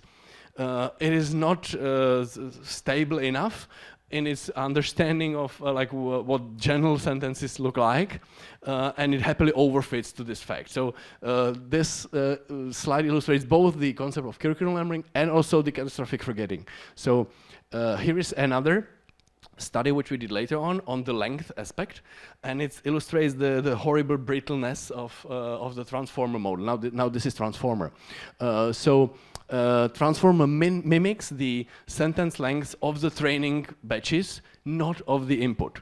So what we have here is a test set which is divided into sentences of 0 to 10 words, 10 to 20 words, and so on. So we have test buckets with sentences of that particular number of words. And we have training data. The standard training data is the 50 million corpus, full Czech English corpus, and that's the black curve on top. So if you train your system on the full randomized corpus with all sentence lengths, it will work well for short sentences, and it will also work well for long sentences. That's like expected. It will work for any sentence. If you train the model on sentences up to 10 words, that's the blue curve here, it will be very good for short sentences, actually slightly better than the baseline, but it will be much worse on any longer sentences. And another example is, for example, the green one, which is trained on sentences of 30 to 40 words. It is excellent, this green curve. The model is excellent for sentences of 30 words, but it is worse and much worse for any other length. This slide documents that the length is really the thing. Let's not discuss the details, but simply the model trained on short sentences produces short sentences. The model trained on long sentences produces long sentences. I don't have the examples because they would be in Czech anyway, but it is like that. You have a model trained on short sentences, you feed it with a long one, it drops some words, it produces fluent sentence of the common length it is producing outputs to. So you can see that as a summarization model, but the way you control the summarization ratio is simply the training batches, what were the outputs. And even more interesting is the expansion. If the model is trained to produce long sentences, it will expand the shorter ones by repeating facts, saying the same things, typically with the same words, sometimes with some paraphrases, up to the desired length. So we would not expect a model which generalizes well to be this stupid about the sentence length. We would expect that it learns the ratio. Yeah, a question? Hello, thank you. Yeah. It's like an encoder-decoder architecture, right? It is transformer. This is already transformer. Encoder-decoder, not encoder only. Yes. Okay, that makes sense. Yeah. So it could be decoder only because we need to produce the output. The encoder only how would you predict the next word? You could have those encoder-only representations where you have the encoder, and then basically you just output, like in speech to make sense, you just output, I don't know, CTC posterograms or something like this. If you could output for a vector a distribution of the characters or words you want to have, you would have basically for every input one output, and that would, in a way. So okay, yeah. But the output could be blank, so actually it may not solve the thing at all, but yeah. That's actually, I'm not aware of any encoder only empty. There could be some, but that is an interesting layout, because that would automatically kind of make the ratio reasonable. And yeah, the speech to text translations do this. Because they can use the encoder part only. That's an interesting idea. Yeah. So another question. I think one argument against this is that you are losing basically the language model context in this case. So this CTC-like is good for speech because we have a monotonic, let's say, task. And it is also believed that CTC is implicitly learning some, let's say, duration model and also some like larger context, but I'm not sure for MT if that would work. It would not work. So the non-autoregressive machine translation has been studied, and it is not as good as you think. There is a paper with this title by my colleagues. So it's the autoregressive language model is a very important part of the output quality. But anyway, it's yeah, that's an interesting idea. With transformers as they rule the world today, one would maybe assume that okay, transformers cannot extrapolate. If you train them on short sentences, they will not be able to translate into longer ones. It is actually worse. Transformers cannot even interpolate with respect to length. So if you train on two buckets, 10 to 20 words plus 40 to 50 words, and then you test it on sentences of any length, the probability of the end of sentence token will be non-zero only within these two areas. So the component of transformer which is deciding when to stop is heavily focused or heavily overfit to the length it has seen during training. So I'm not saying that the whole transformer is flawed, but the aspect that decides about the sentence length, and definitely it has to also affect like the word choice, because you know if the sentence is coming to an end, you should have emitted all the content words and all that. So that aspect that decides when to stop is heavily overfit, and it cannot even interpolate between the length that it has seen. Okay, so now a section comes where I want to warn you about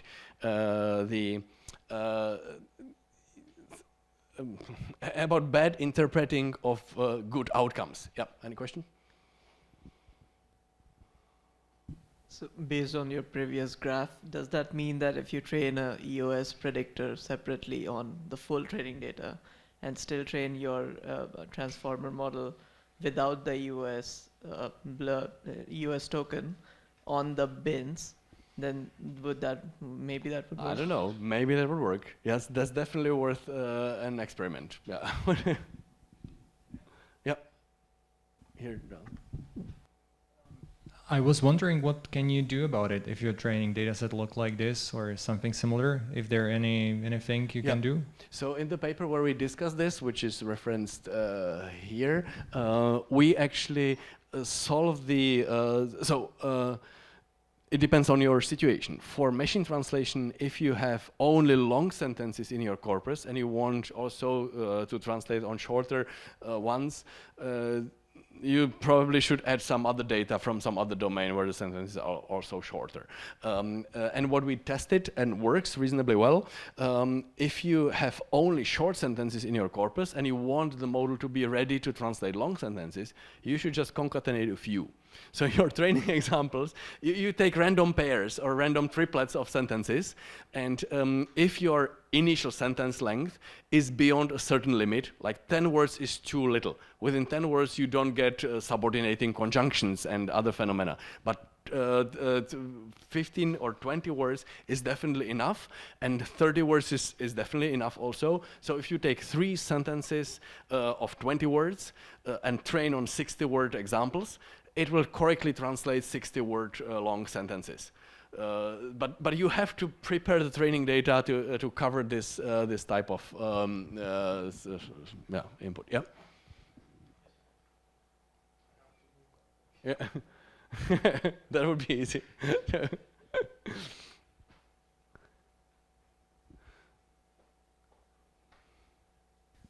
So just one question regarding the training data size. Actually, when you said from 0 to 10, so you, and then for example from 90 to all the data, you from 90 to all the data, you take everything, right? No, this is only the training bin is only sentences of, for example, training bin 70 is 60 to 70 words. And not shorter. Is it similar sizes or? It is comparable. That is true. Of course. Yeah, that's an excellent question. These tests also this is different sentences. So the BLES scores within each column are comparable, but not across the columns. So you should not be considering actually the shape of the curves here. That is like misleading illustration. But the mutual order and the fact that the baseline model is the best, that definitely holds, right? So it is a different set of sentences, comparable in total size. Yeah. Okay, so now caveats on interpreting the results, and for that I have another slide here actually. Yeah, maybe I'll start with this, which is extremely simple, but people, especially these days with large language models, are forgetting. You had that question at the beginning. So we have the train, development, and test approach. We should not get rid of that. So we want to know the performance on real applications, that is testing on new inputs. In order to evaluate and trust our results, we need to extract the sentences that we want to test on from our training data. So you see that we have the training data, there are some documents, and when I select the red sentences for the test sets, the red sentences are removed from the training data. This is absolutely critical. If you do this extraction of your test set across the documents, you get the ideal IID distribution of situations, but you will get slightly higher results than the practice will tell you then when you at runtime, because each of these documents comes with its set of facts, named entities, and other things. So one of them could be the Little Red Riding Hood fairy tale, and because you have seen because you have seen some sentences on the Little Red Riding Hood, you will know that this is a character that should be translated like that in the target language. So you are kind of cheating because you have seen a little bit of every document.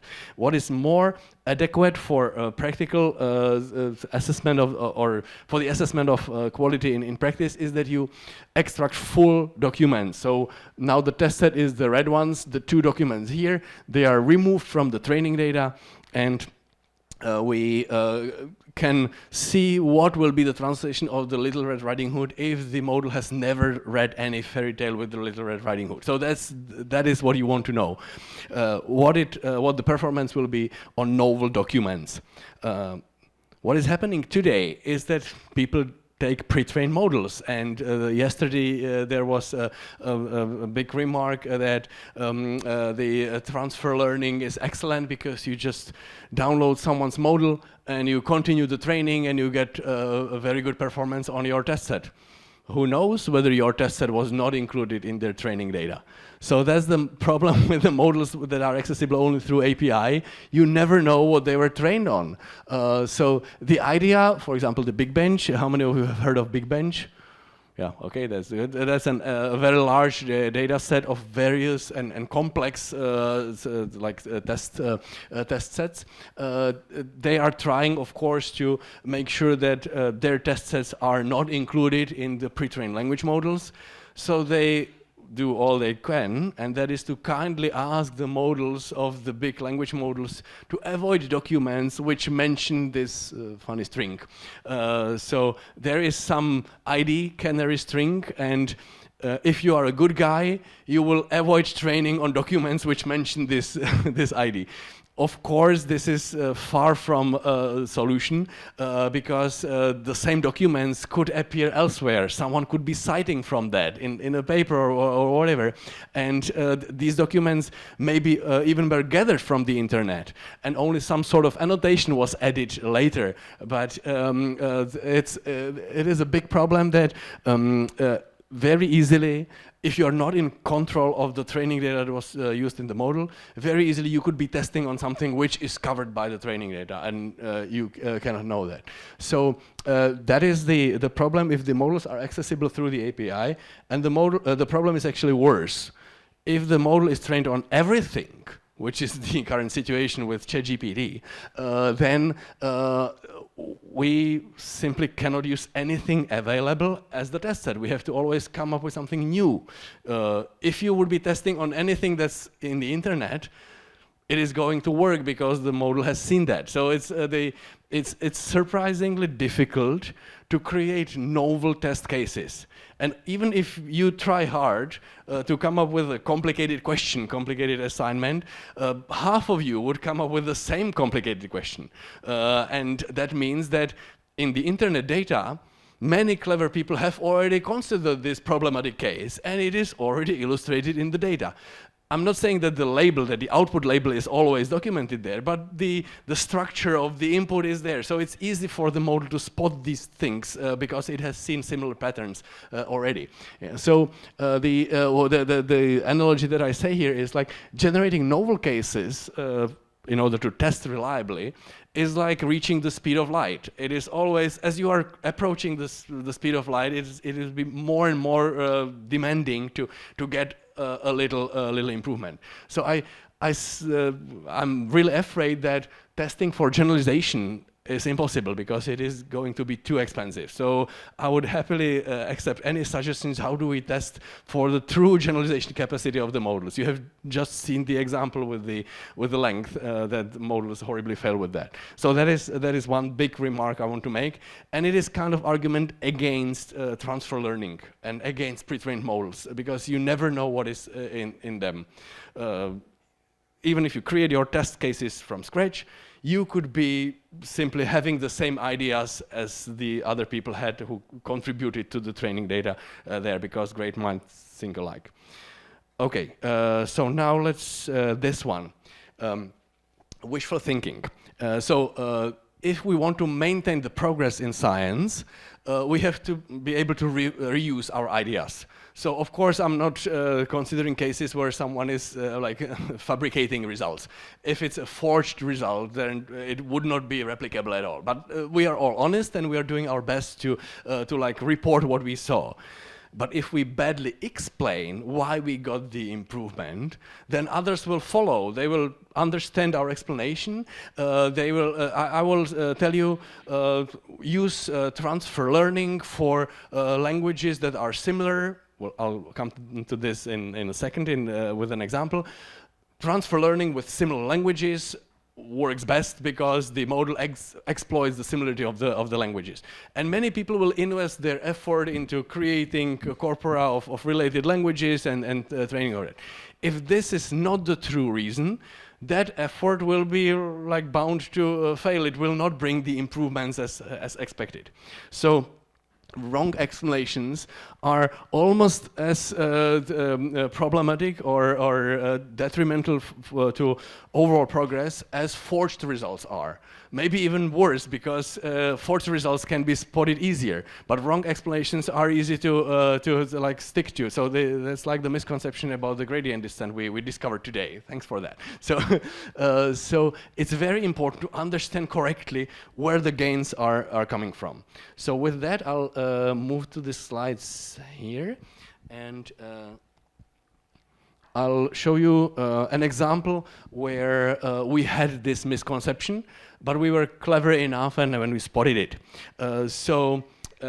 I've checked. Too few of you are fond of syntax. That's different from the department of like the Institute of Formal and Applied Linguistics in Prague. We have been doing tree banks.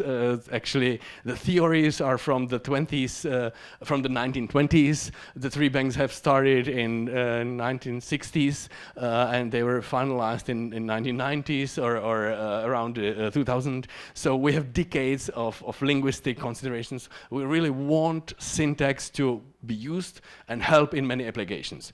So we are very happy to see that the syntax can help transformers in translation. What we did, we had this transformer layer, we have the encoder and then later the decoder. The encoder is the green part. It has multiple heads, as you know.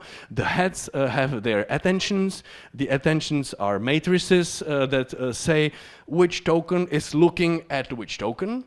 So we, because we have all the tools, can also provide a syntactic analysis of the source sentence with a parser, and we can add to the objective function not just the task of producing the translations, but also the task of producing one of the heads so that it finds the dependencies in the tree. One of the heads is constrained through the objective function to produce the syntactic analysis of the source sentence. So this is a very nice example of multitask training. You have two tasks. One of the tasks is the translation, producing the sequence of English words, and you have the source words in Czech. And the second part, your secondary task, is parsing the source sentence finding the dependency tree of the source sentence. The baseline is BLE of 36, and we were able to improve that to 38, 2 BLE points, again, a reasonably sized corpus, when the model was learning to parse the source sentence along with the translation. We also have the unlabeled attachment score, which is the quality of the parse. This is not important for our application, but it is interesting to see that it is correctly parsing to the level of 91%. And it is more beneficial like if you you will get a better translation quality if you are requiring the model to have the parse early in layer 1, and you will get a better parse if you require the model to have the parse in a later layer. So depending on where you attach the head, where you expect the syntax to appear, either you will have a better translation or you will have a better parse. So this is essentially kind of the model learns to parse in a very, transformers are capable of learning to parse kind of for free. You just show the data, it learns. This is also a nice example. Okay, so we could have a paper, and the paper would say, forcing transformer to predict the syntax of the source sentence helps translation. We did a contrastive experiment, and the contrastive experiment was to require transformer to produce a linear tree. A tree where where every word is dependent on the previous word. This is no linguistic syntax. This is just a sequence, like a string of words, and so this is the corresponding matrix. I shot an elephant in my pajamas. That parse, the arrows you see there, if you know anything about syntax, you would not like that analysis of the sentence. This thing actually helps a little more in translation quality. So the correct conclusion is not that transformers requiring transformers to produce source syntax is helpful for translation. The correct conclusion with this contrastive experiment is constraining the attention matrix to be bistochastic as just like stochastic, so that you have one in every row and one in every column is beneficial. We don't know why, but this is some like numeric property. If you make sure that your attention matrix is like peaked in both directions, columns and rows, it will improve the translation quality. If we published our paper with only the wrong explanation, people would follow, people would have developed parsers, they would have trained, and they would have gotten some improvements, but not as much as we did maybe. But simply there is much more, there's much easier way to get to the same improvement in translation quality, and you don't need any parser whatsoever. So that's one example that maybe syntax will help translation, but not in this case. In this case, a tree is like a linear tree is just fine. Here is the same thing, different set of students of mine for the target syntax. There we did something which has been actually published with the claim that target side syntax help. The idea is that you are producing a target sequence not just as a sequence of words, but you are interleaving these words with syntactic information. So we see an example of the target sentence there. You have the sentence Obama receive Netanyahu in the Capitol and so on. That would be the normal sequence of words or subword units as translations. But what Maria Nadish did was that before every word was emitted, she emitted something which is called a CCG super tag. So it says what is the role of the word in the sentence structure. So NP essentially means like this will be the subject. So the model emits a label saying a subject will come, and then the subject comes. And then this very complicated thing, the SDC, NP, PP, and so on, this is a notation of the role of the next token. This actually means this is a verb which expect the subjects and expect two objects. So this notation is, and one of the objects is preposition phrase, and another object is the noun phrase. So receive someone, somewhere, or something like that. So the model makes this decision, emits this syntactic label, and then it emits the word. This also looks very interesting and reasonable. If the model is kind of planning the sentence to make a syntactic structure, you would expect it to give you a gain. And indeed, both with transformers and also with the attentive recurrent neural networks, we saw gains. So the correct CCG tags emitting this syntax is the red lines, and you see that the red lines are a little bit above the black baseline, so you see some gain. It's the zoom of the plot is not perfect, but here, or is it blue? Yeah, sorry, this is blue. So we see that the red is above the blue. So we got some gain from including the syntax compared to the baseline, but we also did the random tags. So instead of these correct syntactic labels, we also simply put there just random labels. And we see that the random labels, which is the orange or brownish color, gives you the same improvement, almost the same. And here it is actually a better.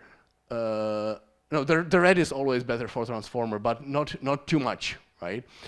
So that's again a very important situation where because we have added this stupid baseline of the random tags, we got the gains, and we are not making the false assumption or the wrong interpretation that it's syntax that helps.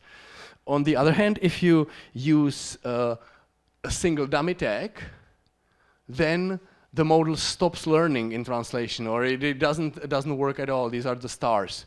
So would you have an explanation why a transformer or a recurrent neural network model gets an improvement in translation quality when you are training it to produce the word of interest, garbage, the word of interest, garbage, the word of interest, garbage? That is better.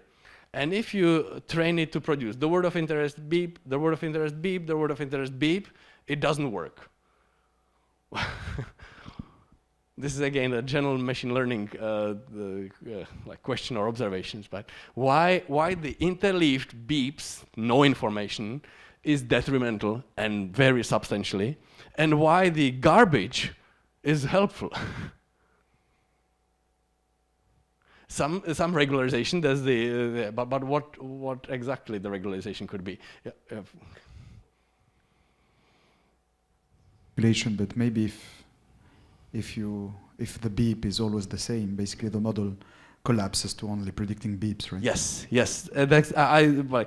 I have the same speculation. I haven't done further experiments to validate it, but I have the same explanation because you have the beeps and the correct words put as equally important for the objective function. The model says, okay, I'll benefit on this beeping, and who cares about translation? That's too complicated. So I won't learn translation. And on the other hand, if you predict the translation interleaved with the garbage, the model will probably notice, oh, then they expect from me this garbage. How can I guess the correct item from the trash can? So the model kind of gives up on prediction for the random positions, but thanks to that, it has double the time to think about the next word. So it is an implicit increase of modal capacity. Because with a longer sequence, there is effectively more layers that the representation can be updated through, and that's where the gain is probably coming from. Yeah. Any question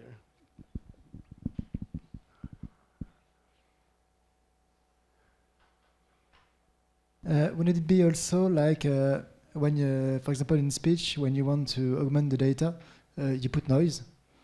Wouldn't be like the representation for a word would be the same word with something else like a salt behind.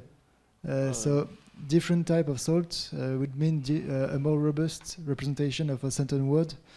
That would so lead I would to assume that the noise in speech is injected for other reasons, and that is to be robust to noise which will come in reality. Here it is you're really injecting noise at the output as part of the output sequence. So you're making the outputs longer. So it is like it takes more processing steps. So it is more expensive. So I think this is like an effective doubling of the depth of the decoder. Yeah. Yeah. Did you just evaluate the part of speech output to see if I mean the syntax? Yeah. I don't remember. Like it's and yeah, because it depends also of the vocabulary, the size of the units, whether the units are too complex or not. Yes, yeah. I think it was probably like okay. It would not be the best parser, but it was probably okay. Yeah, because it maybe I guess if he predicts the wrong tags, Mm-hmm. it will penalize Yeah. the system to Yeah. predict the next correct word. If predict Yeah, a yeah. verb in place Yeah. of subject, it will And be I'll give the mic to you from here. Thanks. Have you tried to increase like the number of garbage tags, like to in second, like give it more computational time? We have not. Again, an excellent idea. Thank you. Yeah. No, I was just thinking about why the beep is worse.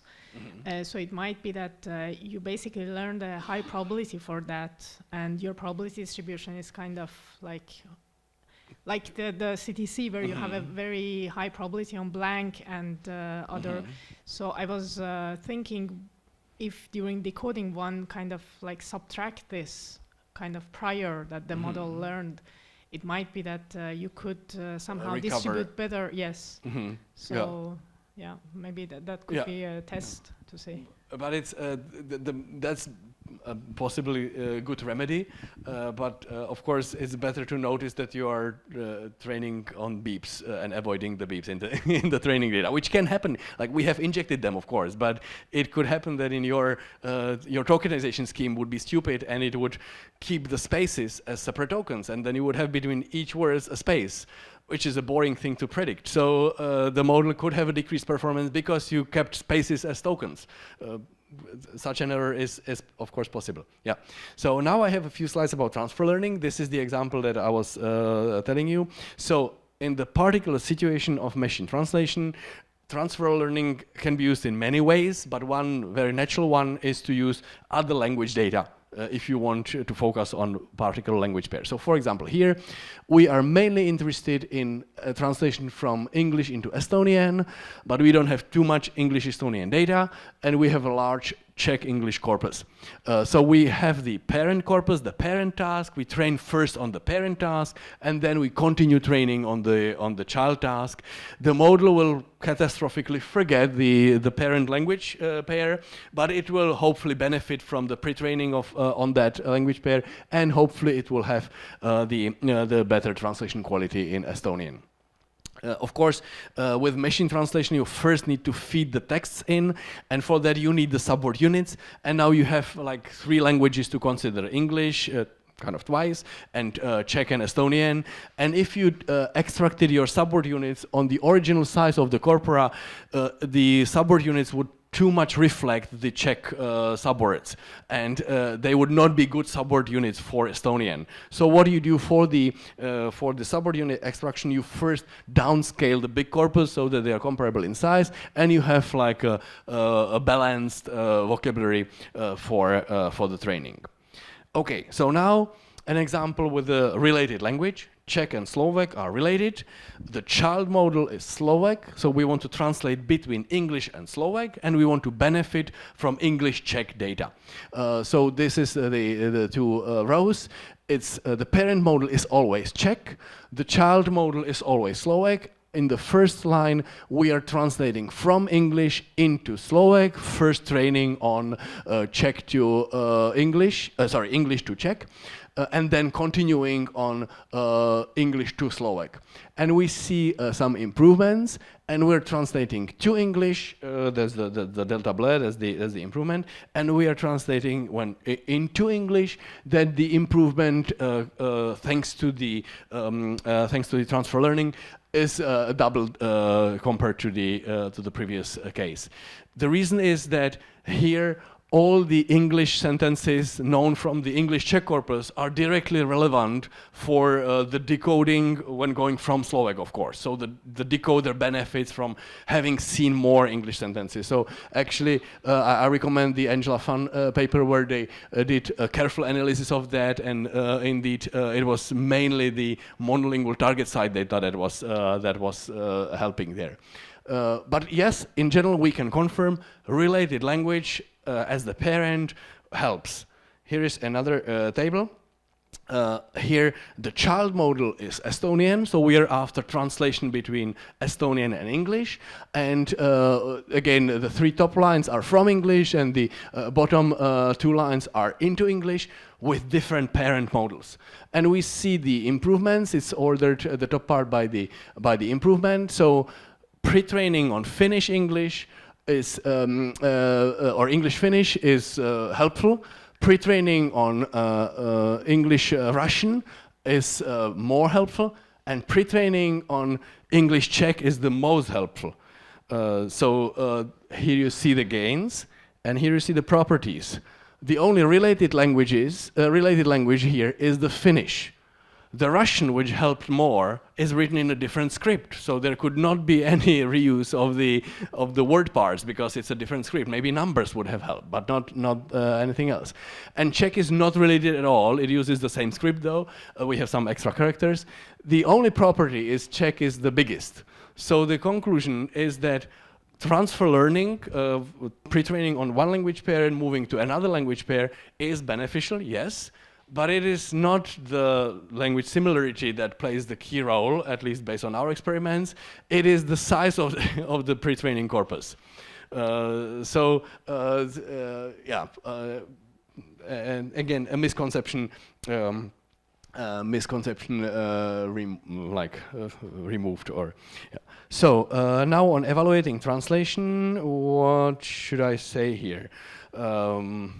Maybe with the simple example from the history. So machine translation has been studied for decades, and already in 70s they used the same system, and they had it evaluated by two groups of people, linguists and nuclear physicists. It was a system which translated from Russian into English, and the linguist said it's D-, 1 out of 5 points, horrible quality. It's all garbage sentences. This is no English. This is ridiculous. Nuclear physicists gave it 4.5 points out of 5, an A+, because it helped them to read the papers. They could understand. They didn't have to learn Cyrillic. They didn't have to learn Russian. They could understand the message. They knew the content because it was their field. So even at those ancient times, the systems were usable. Metrics are very important because they drive the research. So whatever you evaluate, that you will get. So if you evaluate BLE score, then you will prefer systems which translate with short phrases, which is what BLE is based on. So by the way, who knows the BLE score, the internals of that? 1, 2, 3, okay, so I should really, some students of mine suggested that it is wise to, let's first look at the BLE score. Yeah. So that you know what the BLE score is. BLE score is an ancient 2001 metric for translation quality, and it is based on reference translations. So you are measuring the similarity of your output to some reference. And of course you cannot expect that the sentences will be equal. So what BLE score does, it counts overlapping n-grams or confirmed n-grams. So first you consider unigrams, then you consider bigrams, trigrams, and 4 grams of words. BLE score doesn't consider any longer sequences than 4 grams typically. So you have the input sentence. The legislators hope that it will be approved in the next few days. zákonodárci doufají, že bude schválen v příštích několika dnech. That's what the reference translations provided. And if you look at 4 systems, for example, Google Translate several years ago, Google Translate produced this word zákonodárci, which is confirmed by the reference. That's a confirmed unigram. Then it also produced this comma, že bude schválen v. So in this sequence, it is actually even 4 grams that are covered, that are confirmed by the reference, comma, že bude schválen v. So this whole sequence contributes to 4 grams that are confirmed. And then we, of course, have the trigrams within these 4 grams. So we have 3 trigrams confirmed and 4 bigrams confirmed. Then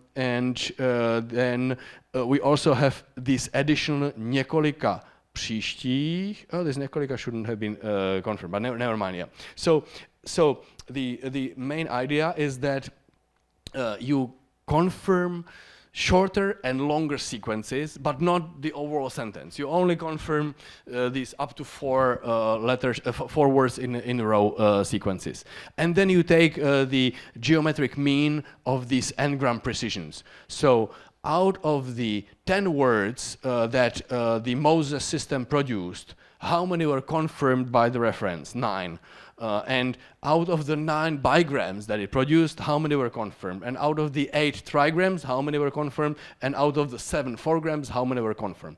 And you just take the geometric mean of this. That's why it's in the logs, and that's why you exponentiate here. And that's the 1/4 is the that's simply the formula for harmonic mean. So this is a precision-based measure. It gives you credit for every word or sequence of words that you confirm. And it has a strong bias towards these sequences. So of these systems, the best score was obtained by Moses, phrase-based translation, which internally used these units of the phrases as the basic units, and this is where the metric kind of confirms and supports the particular approach. The PC translator here was a commercial MT system of those years, and it relied on handcrafted dictionaries. So it produced better translations, but it was not producing the expected n-grams, so it scored very badly in the BLAS score. So this is the BLAS score. And it is primarily the precision part. We don't have the slide which highlights that the system could try to cheat by producing too short output. So if you produce too few words, then your precision will of course increase because you have fewer places where to make an error.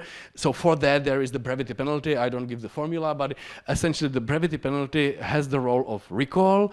Whenever your output is too short, you will get a penalty. But it is not considering what you failed to produce, it is just considering that you didn't say enough so that I could penalize you for precision. So that's the point of the brevity penalty. So the BLAS score, yeah.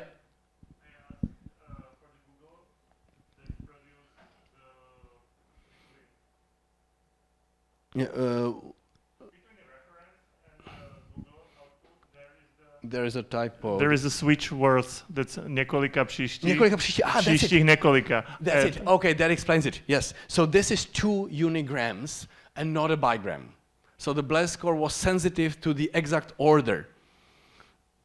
That means that when I completely randomly if you shuffle my output to the same words, there will be still unigrams will be fit. Unigrams will be correct, but no bigrams and longer sequences. So BLAS score is or was heavily overestimating the importance of sequences. So that's why BLAS score was not a good fit for morphologically rich languages which have 3-word order, because with 3-word order you can naturally differ from the reference in the sequencing and still preserve the meaning very well. Yeah. Okay, thank you. Yeah, that's an excellent question. Thanks. So I would like to highlight here that BLAS scores, because they still do appear in the papers and they should keep appearing alongside with other metrics, are not comparable across languages, not at all. And they are not comparable across different test sets, because in a different test set, you have like, different sentences, different n-grams that the system fails. So you never ever should compare BLAS scores across test sets. You always should ask people to give you their outputs on the test set and measure that on your own, with a different number of reference translations. This approach actually allows you to consider more reference translations than just one, of course. So you can have your n-grams confirmed by more references, but if you have more references, there is a bigger chance that the n-gram will be confirmed. So as soon as you add a reference, the BLAS score will rise significantly, so like by a huge amount. So there is no way to compare BLAS scores depending when you change the number of references. And also there are different implementations of tools. So in the lab today, you should be trying Zuckerblä, the canonic implementation of BLAS score and other metrics, and that will avoid this. But the thing is that the paper was not specific enough. This paper contained formulas, but there was a tiny detail where the paper left an interpretation open. And I just happened to implement it the other way around, and that's how I spotted that. So I'm very happy about the practice of code being released, because the paper simply cannot describe all the details, and you should really look at the implementation, and very often you will see differences because of tiny details that are not worth putting into the paper, but they make an effect on the final outcome. And also BLAS score is very sensitive to tokenization. So if you have many tokens, then the chance of agreeing also increases heavily. So if you by accident tokenize on any accented character, for example, then your BLAS score will also rise. So a worse tokenization scheme can also easily promote a system. So there's another thing that I wanted to say, and that's the fundamental problems of BLAS scores. These were technical ones, but the fundamental problems are the ones that you have already touched upon, and that is BLAS score was overly sensitive to word form and sequences of tokens. We did a contrastive evaluation. We were asking people to label wrong words in outputs. And you would be hoping that the BLAS score would penalize the words that are wrong according to these labels, and that it will confirm tokens that are correct according to the error labeling. If we look at just the unigrams here, we see that the majority case is the good one. The situation where we have a unigram confirmed by the reference and it doesn't contain any error. 36% of tokens of the output is like that. That's good. But the other good situation is that if you have an error labeled in the output, but it's not confirmed by the reference. So that's 22. So in total, 58% of tokens is correctly labeled by the BLAS score. Luckily, there are few false positives. A false positive is that you confirm something by the reference and it still contains an error flag. So that was only 6% of tokens. But the problem was that about 1/3 of the output does not contain any error and is not confirmed by the reference that you have at hand. So this means that 1/3 of your system output is not scored, and that is the space for many systems to differ. So if you evaluate more systems, they will differ in these 30%, and BLAS score is not able to catch that. So yeah, that is, and the reason for this lack of coverage is that the reference is just one way of saying that thing, and the system could have chosen a very different way. So that moves me back to the idea of space of possible translations. So let's consider that we have a single English source, and for that we can consider all the sequences of Czech words, right? And of these sequences of Czech words, we have the set of grammatically correct Czech sentences. This is, in theory, we could ask people to produce. This is what a language model would be hopefully capturing. Then we have the single source sentence. So there is a set of understandable translations. Again, many different ways of saying that sentence. We have 1, 2, maybe 3 reference translations. And then an empty system comes, and it has a capacity of producing this many possible sentences. So in neural empty, it can produce all the sequences from the language. With phrase-based empty, it was able to produce only those where you had the phrases for. So these days, the sequences reachable by the systems are all the sequences of words in that language, or even more actually, because of the subword units. And some of these candidates are top scoring. Note that the reference doesn't need to score very high. And there is also the single winning candidate that we are returning. So now what you are measuring in the automatic measures would be some similarity of this candidate to the references. And there is also another thing, and that is a post-edited best candidate. So you can ask someone to correct the translation, and that will move it outside of the space of understandable, or within the space of understandable translations. It will move it even to the set of grammatically correct sentences, but it will not necessarily reach any of the references. So this is the situations that you should always keep in mind, that you have spaces of sentences. So let's we tried. Maybe I'll start with this question. So. If you consider this English sentence, and even though he's a political veteran, the Council Karel Březina responded similarly. How many translations into your mother tongue would you expect this has? And my mother tongue is Czech, so how many translations into Czech would you expect should there be for this single sentence? Grammatically correct translations.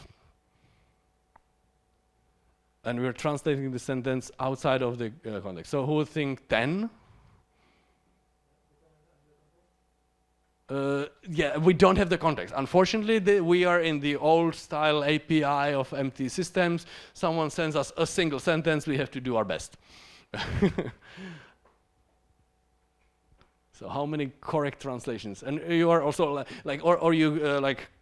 go with this source sentence and one of the candidate translations to the 3, and you ask a random person, is this a correct translation? They will say yes or no. So this type of thing. So how many correct translations would you expect? 10 or 100, just raise your hands. 1,000? I would think 10,000. So these are examples of 71,000 correct translations for this single sentence. And we asked 2 annotators to provide that. And the overlap between those 2 was about 200. So if we ask the 3rd annotator, I guess that we would have like maybe 100 translations. They were not producing them, like writing them down. They were actually writing grammar for this very sentence. And through that grammar, they were generating the candidates, and they were validating the candidates, a sample of that candidates. So whenever they introduced a rule, they validated the translations and said, okay, all the translations here look good, I keep that rule. Or when the rule was too permissive, they removed the rule and wrote 2 different rules to make it like more fine-grained. So there's the paper and the data set. So, well, you don't know Czech, but you see that there are some word order differences, there are changes what you do with the name, maybe you abbreviate, maybe you just insert the initials. There is of course the choice of synonyms. Actually none of these translations drops any of the detail. The grammar was designed so that it has to cover all the content words. So no information is lost here. But all these decisions multiply, and that's why you get so quickly to this huge space. So when you are considering what is a good translation, you have to bear this in mind. There is immense space of good translations, but there's also an equal large or larger space of bad translations. So the bad translations would be random strings, or if I just forgot one of the commas here to make a grammatical error.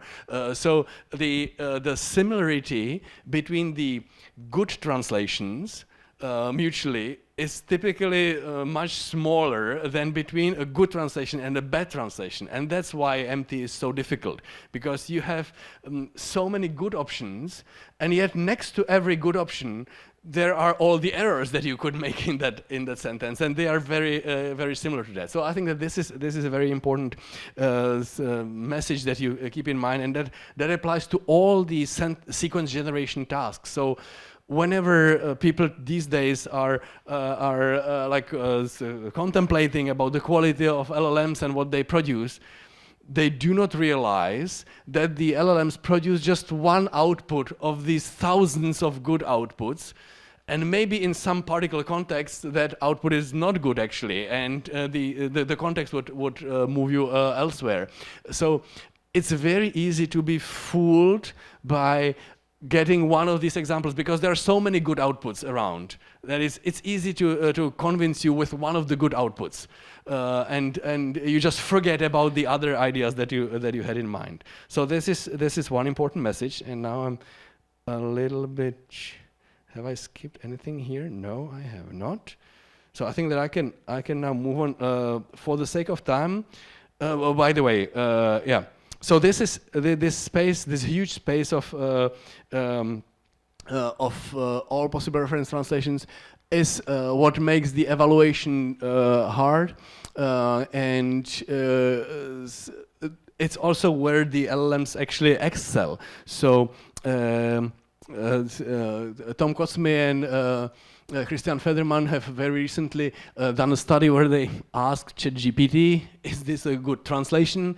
And it correlated with humans in terms of translation quality judgments better than all the other automatic metrics. And you see that blast score is not a good metric anymore, but it is something which has its known problems. They've also, for example, Comet is one of the trained metrics.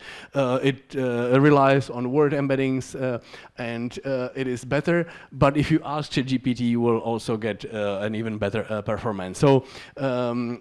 Yeah, the main message is that the space of translations is simply too big. And I don't have the time to go over the methods of manual evaluation, so I'll just move on to the machine translation surpassing humans to put you in the current context finally at the end of the talk. So already in 2018, we had this result when humans were judging in the WMT style what is the better translation. They saw, I actually have that slide illustrated here. Yeah, they saw the input sentence.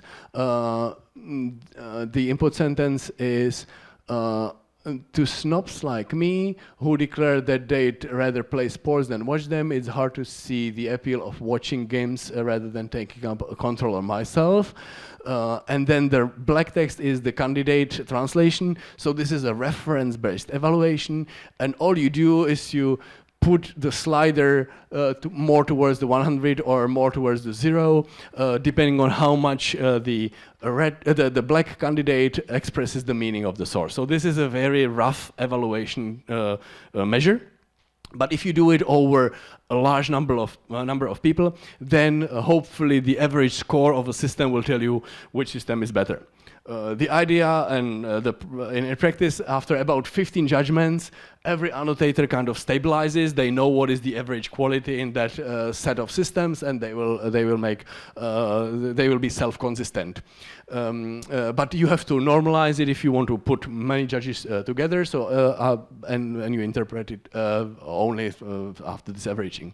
The problem of this is that 30 to 70% of Turkers, if you pay low-paid workers, they will make bad judgments and they will not agree even with themselves. So you have to reject those scores. And there are other problems of this evaluation, but it is the standard of evaluation these days. Also, although it is moving a little. So in 2018. It turned out that our transformer trained with the block back translation trick was significantly better than Edinburgh system and then professional translation, so humans who produce the sentences. There was a catch. Humans translated whole documents, machine translation translated individual segments, and the evaluation was done on individual segments. This is again a situation where the evaluation metric is in line with the approach with a fairly subtle detail, but the detail is still critical. A sentence taken out of the context may not sound as natural as if you word the sentence outside of that context. And for that reason, the annotators evaluating sentences out of context prefer the sentences created out of context, right? So you can very easily fool yourself by a little mismatch in the setup that the humans had and the machines had. So I'm really looking forward to A/B studies comparing human performance in whatever GCSE exams or whatever the ChatGPT is excelling at. Humans should have the same conditions. They should be able to scan all the internet for the answers and have plenty of time to do that and so on. So then we can talk about like reaching the human performance. We readied the evaluation even in context, and that's the basis of this Nature Communication paper. Even in context, the machine made fewer errors. So yes, the neural MT was actually better than human translation, and it was actually better in adequacy, and it was suffering in fluency. So people were kind of expecting that neural MT is more fluent. It is more fluent than the previous generation of systems, but it is not sufficiently fluent. So compared to humans, neural MT was still suffering in fluency and less in adequacy because it was simply not making so many random errors as the humans were making. The large language models probably will improve in the fluency more, but they will probably start suffering in inadequacy because they will be saying what is in their training data rather than what is in the source sentence. So we have a superhuman system. We also evaluated it with the GCSE style scoring criteria like language resources, vocabulary, syntax, and word order. And this was on audit documents evaluated by auditors. Yes, we would even say that significantly better is the best system here in the first scale. We are better, we are more to the right than the reference translation. So with this superhuman system, are we at the goal? Have we trained the system to understand? You would need 50 years, 8 hours a day without any weekend to read the data that we trained on. So yeah, do the recent systems understand? Here is an example. I translated a sublease agreement from English into Czech. This is my non-native English. I made up all the personal details, of course, and I back-translated it to Czech by the systems.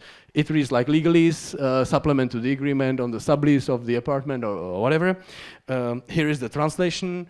I don't expect you to be able to understand the legalese Czech, but it sounds reasonable. Dodatek číslo 1 ke smlouvě o podnájmu. This looks like an agreement, except that one party is labeled nájemce and the other party is labeled nájemce. So the agreement is between nájemce and nájemce. And for that reason, this particular superhuman translation is totally useless. You don't know who is required to pay, who is paying, who is... So this is a particular situation, perfectly fluent outputs, but not usable. Here is another example. This still does work. The slides are not that recent, but I tested recently with the same sentence.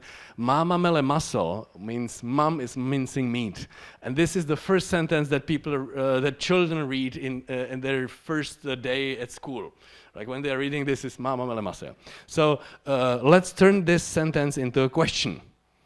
Maso mele mama, meat grinds mum. Maso mama mele, meat mum grinds. Yeah, so this is Google. Mom's eating meat, and that's already the affirmative sentence. So Bing has apparently not read the books for the 6-year-old Czechs, so it doesn't know it. And mom's meat grinds. Yeah. So our superhuman MT is better. Does mom grind meat? Meat mom's grinding. Maso mele muscle mamele. So it is.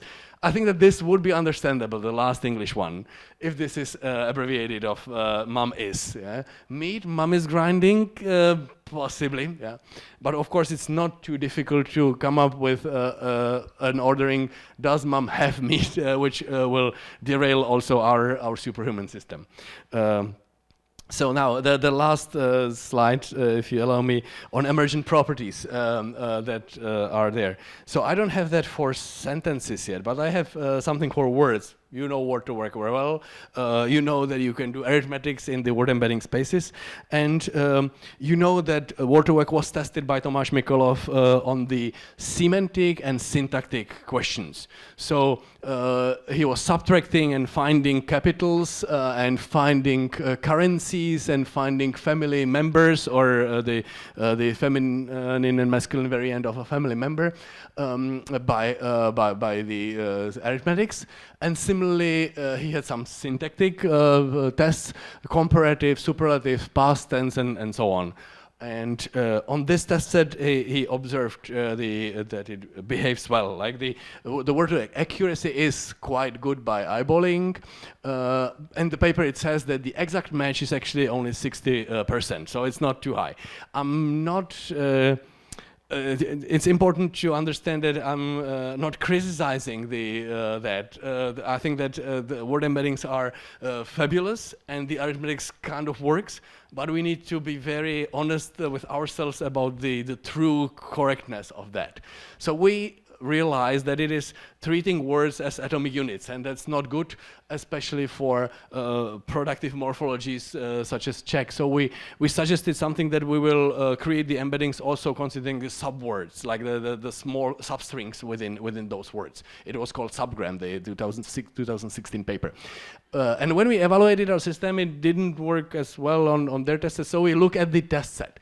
And we realized that the semantic questions are just the 3 types, and we focus especially on the syntactic, which is actually morphological questions.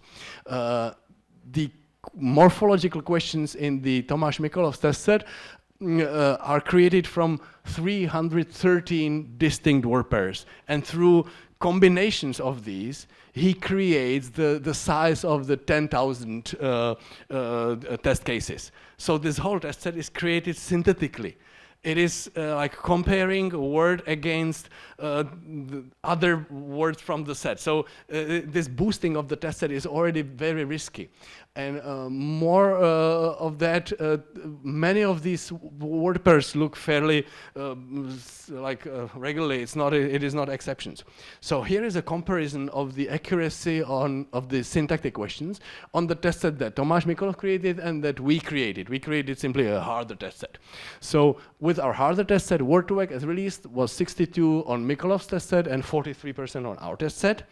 Then we trained word2vec on our training data, and we saw that Tomáš Mikolov's test set is non-discerning. Our clever approach had the same performance or a little lower than his approach on his test set. But on our test set, which was harder, many more questions, including the irregular ones, it was much better. Yeah. If we use just 9 rules, we get performance of 70 or 66. So this is not against emergent properties. Yes, there are emergent properties. Based on word co-occurrences, word2vec learned syntactic or morphological patterns in words. But if you are doing any particular application, maybe writing 9 rules will move you further. Consider when your aim is to train the model to learn by itself, and when your goal is to make a practical application. So what a student will know after reading 9 lines is something that needs a large training data, and I think that we see a similar situation of this for many other applications. So you should always consider the regularities and how to train the model for the regularities so that it benefits the regularities and not just memorizes all the things that it sees in the data. But I'll finish with the caveat on ultimate evaluation. And the ultimate evaluation is not the accuracy, the ultimate evaluations is the citations. So we submitted our subgram paper in March 22 to a conference where we don't disclose the paper, and it appeared in September. The Bojanovsky people had very similar, essentially the same idea using substrings of words.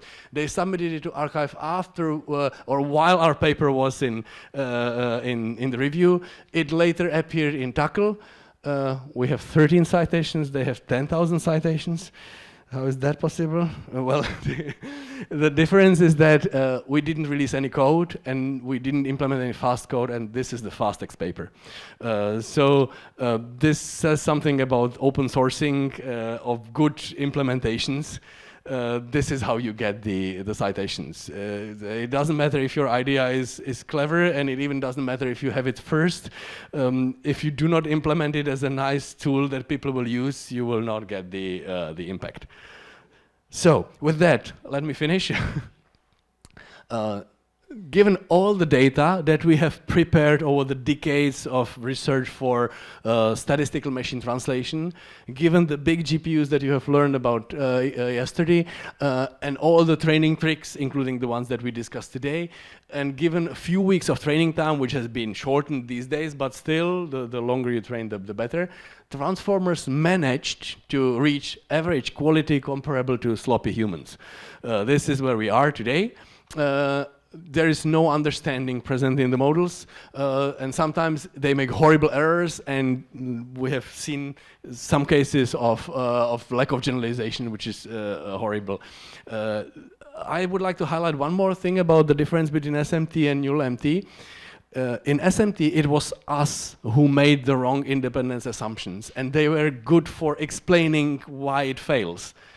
With NullMT on all these big trained models, we can only hope we will find the gaps in the training data and the representations. We don't know about the gaps.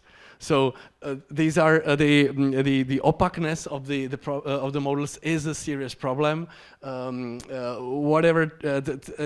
some way, if you're trying to understand the implementations, the learned representations, always consider dropout.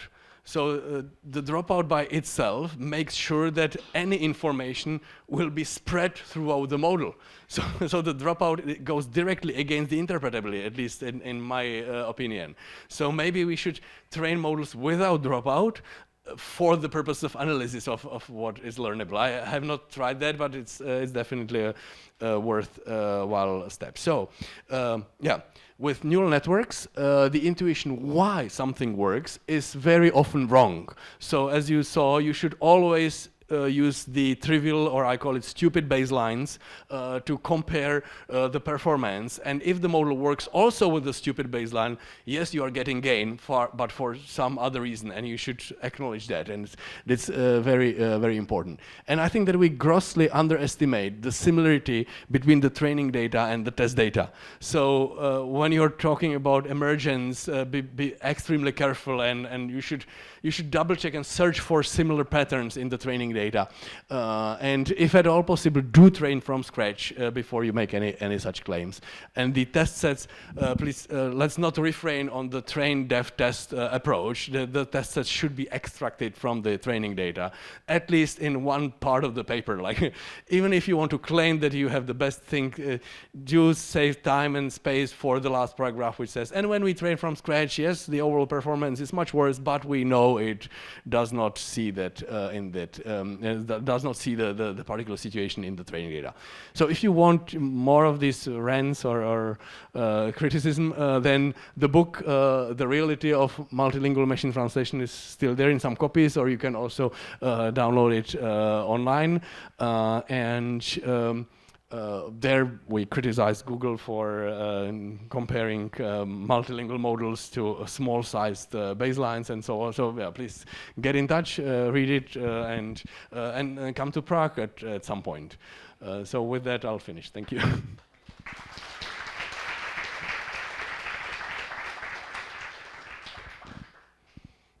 So if there are no questions, then I don't know if we get any lunch or whatever. We'll see. So if you wanted to get in touch with me, I'll be here only today and tomorrow in the morning for some time, but not all. Unfortunately, I cannot stay with you for the rest of the week or the summer school. So yeah, that's a pity, but yeah. Thanks.